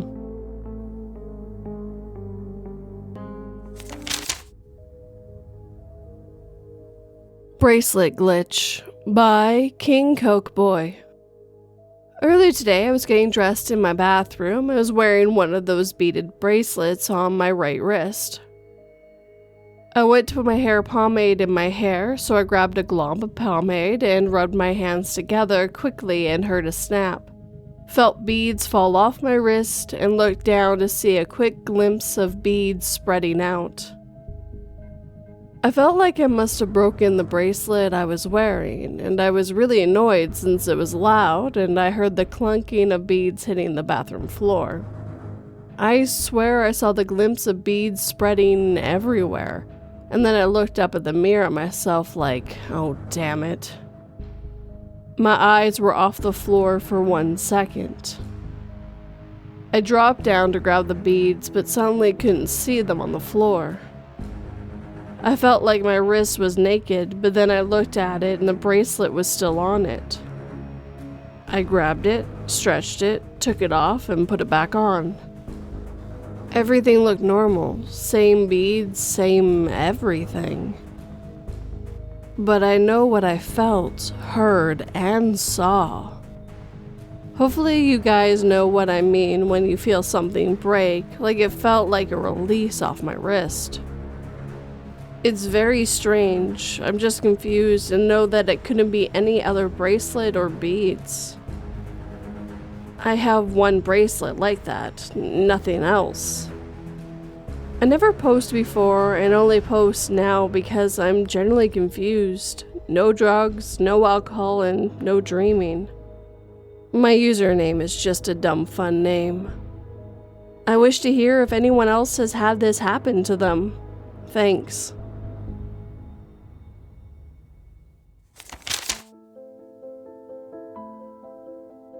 I will give you all the riches you will ever need in exchange for your firstborn son, and if you do not have a son by the end of your life, your soul will be mine. After the 17th miscarriage, I started to catch on that it wasn't a firstborn the devil wanted.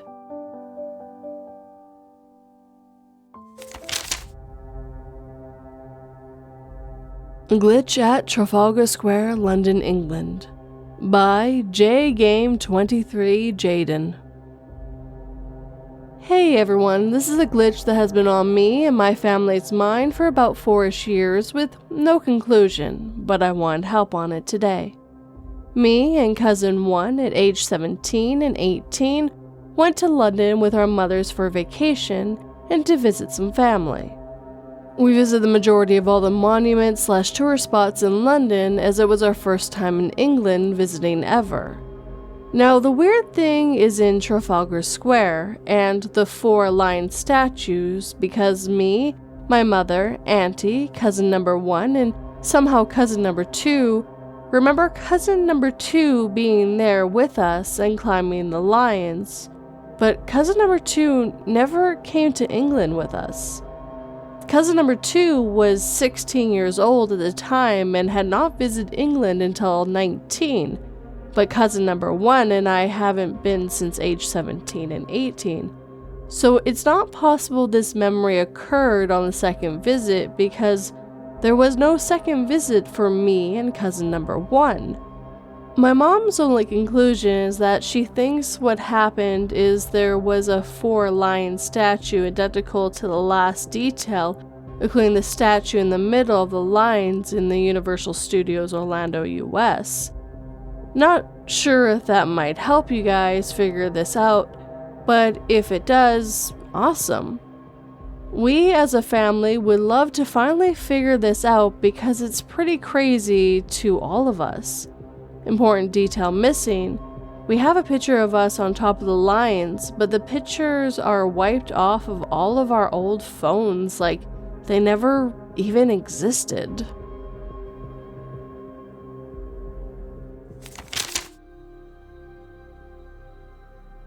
Usually, I'm not this quick to tell people I can see the dead, but in your case, I urgently need to make an exception.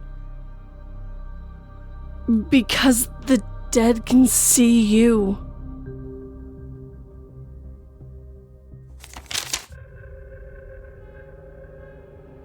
New headphones, old problems. By Anonymous.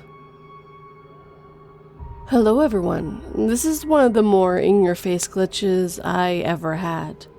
I thought it was worth a share, and I hope you all agree. Throughout my life, I've had these things disappear, even as a child. I put down a toy, go to grab it again, and it was gone. It'd be like a little over or on the other side of the room.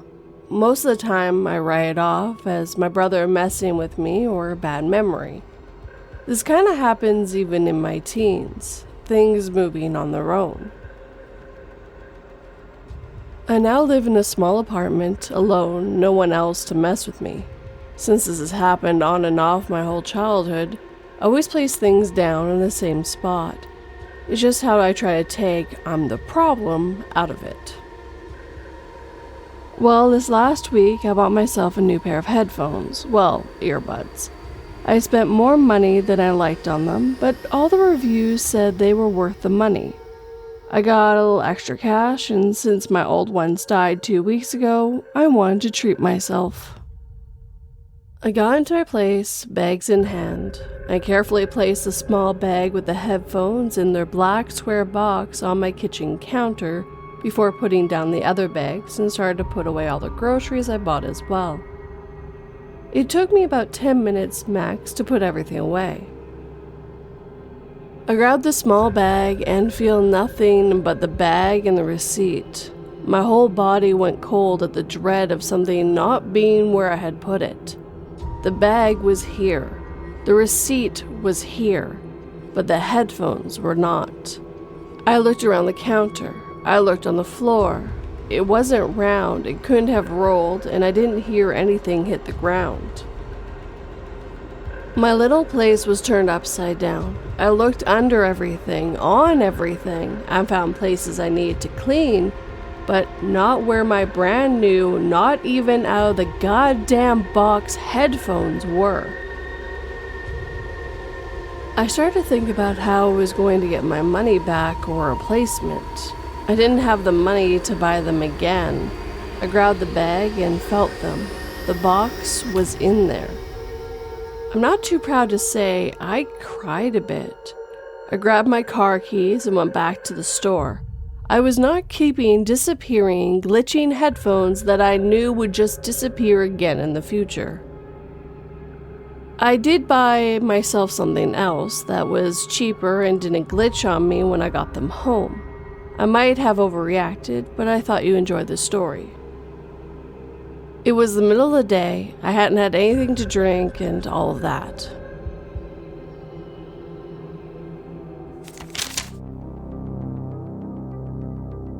After enduring years of torture from my parents, I'd vow never to lay a hand on my children. As my palm comes in contact with my wife's bruised face, I remind her that hurting my son is not allowed in my household, even if he hit her first.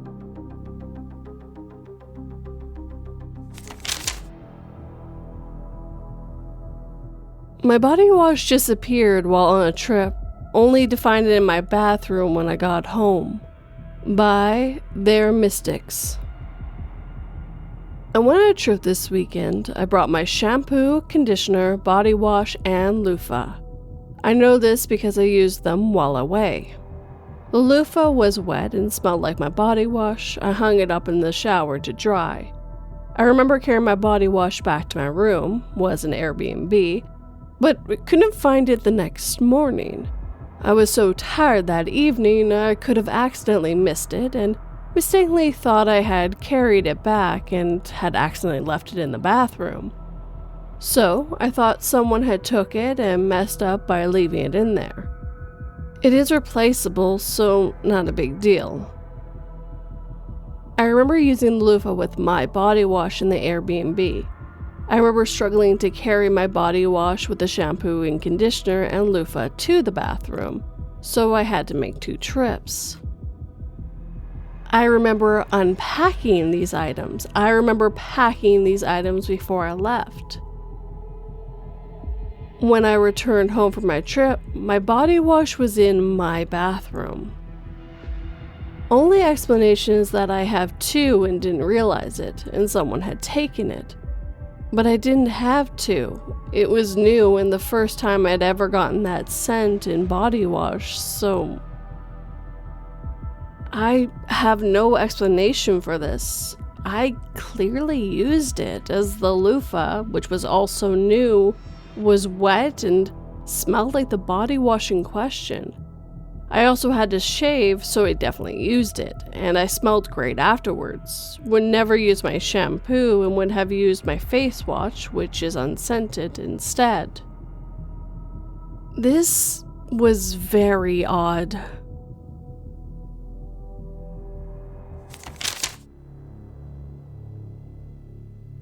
When my fun and popular twin suggested we switch clothes for the day, I got excited at the thought of hanging out with the cool kids for a change. It's been a year now, and still no one has realized that it wasn't my body they found in the river that day. And with that, our time together is coming to an end. I hope this compilation helped you with other cleaning, studying, whatever you need for lots of stories back to back. And if you're hearing this, I have decided for August, I'm basically going to take it off. I'm just going to put compilations up for the whole month and let myself recharge. I've been finding it hard to hit record as of late. I just think I'm on a little bit of burnout. And this time of year at my job is quite difficult, so August seems to be the month that I take off, but I might make it a compilation month. We'll see what the future holds. Now, if you enjoyed these stories, hit that like button and make sure it feels it. If you're new, please subscribe and turn that pretty little bell to all notifications. And of course, I would absolutely love a comment. Tell me what you think, what kind of stories you would like in September, anything like that. If you're on the podcast and are able to, please leave a review. And on Spotify, you can also leave comments as well. If you'd like to help this podcast and channel grow, please share it with anyone who might enjoy it. It helps quite a bit. And of course, if you'd like to help in a more financial way, like these lovely people on screen right now, thank you, all of you.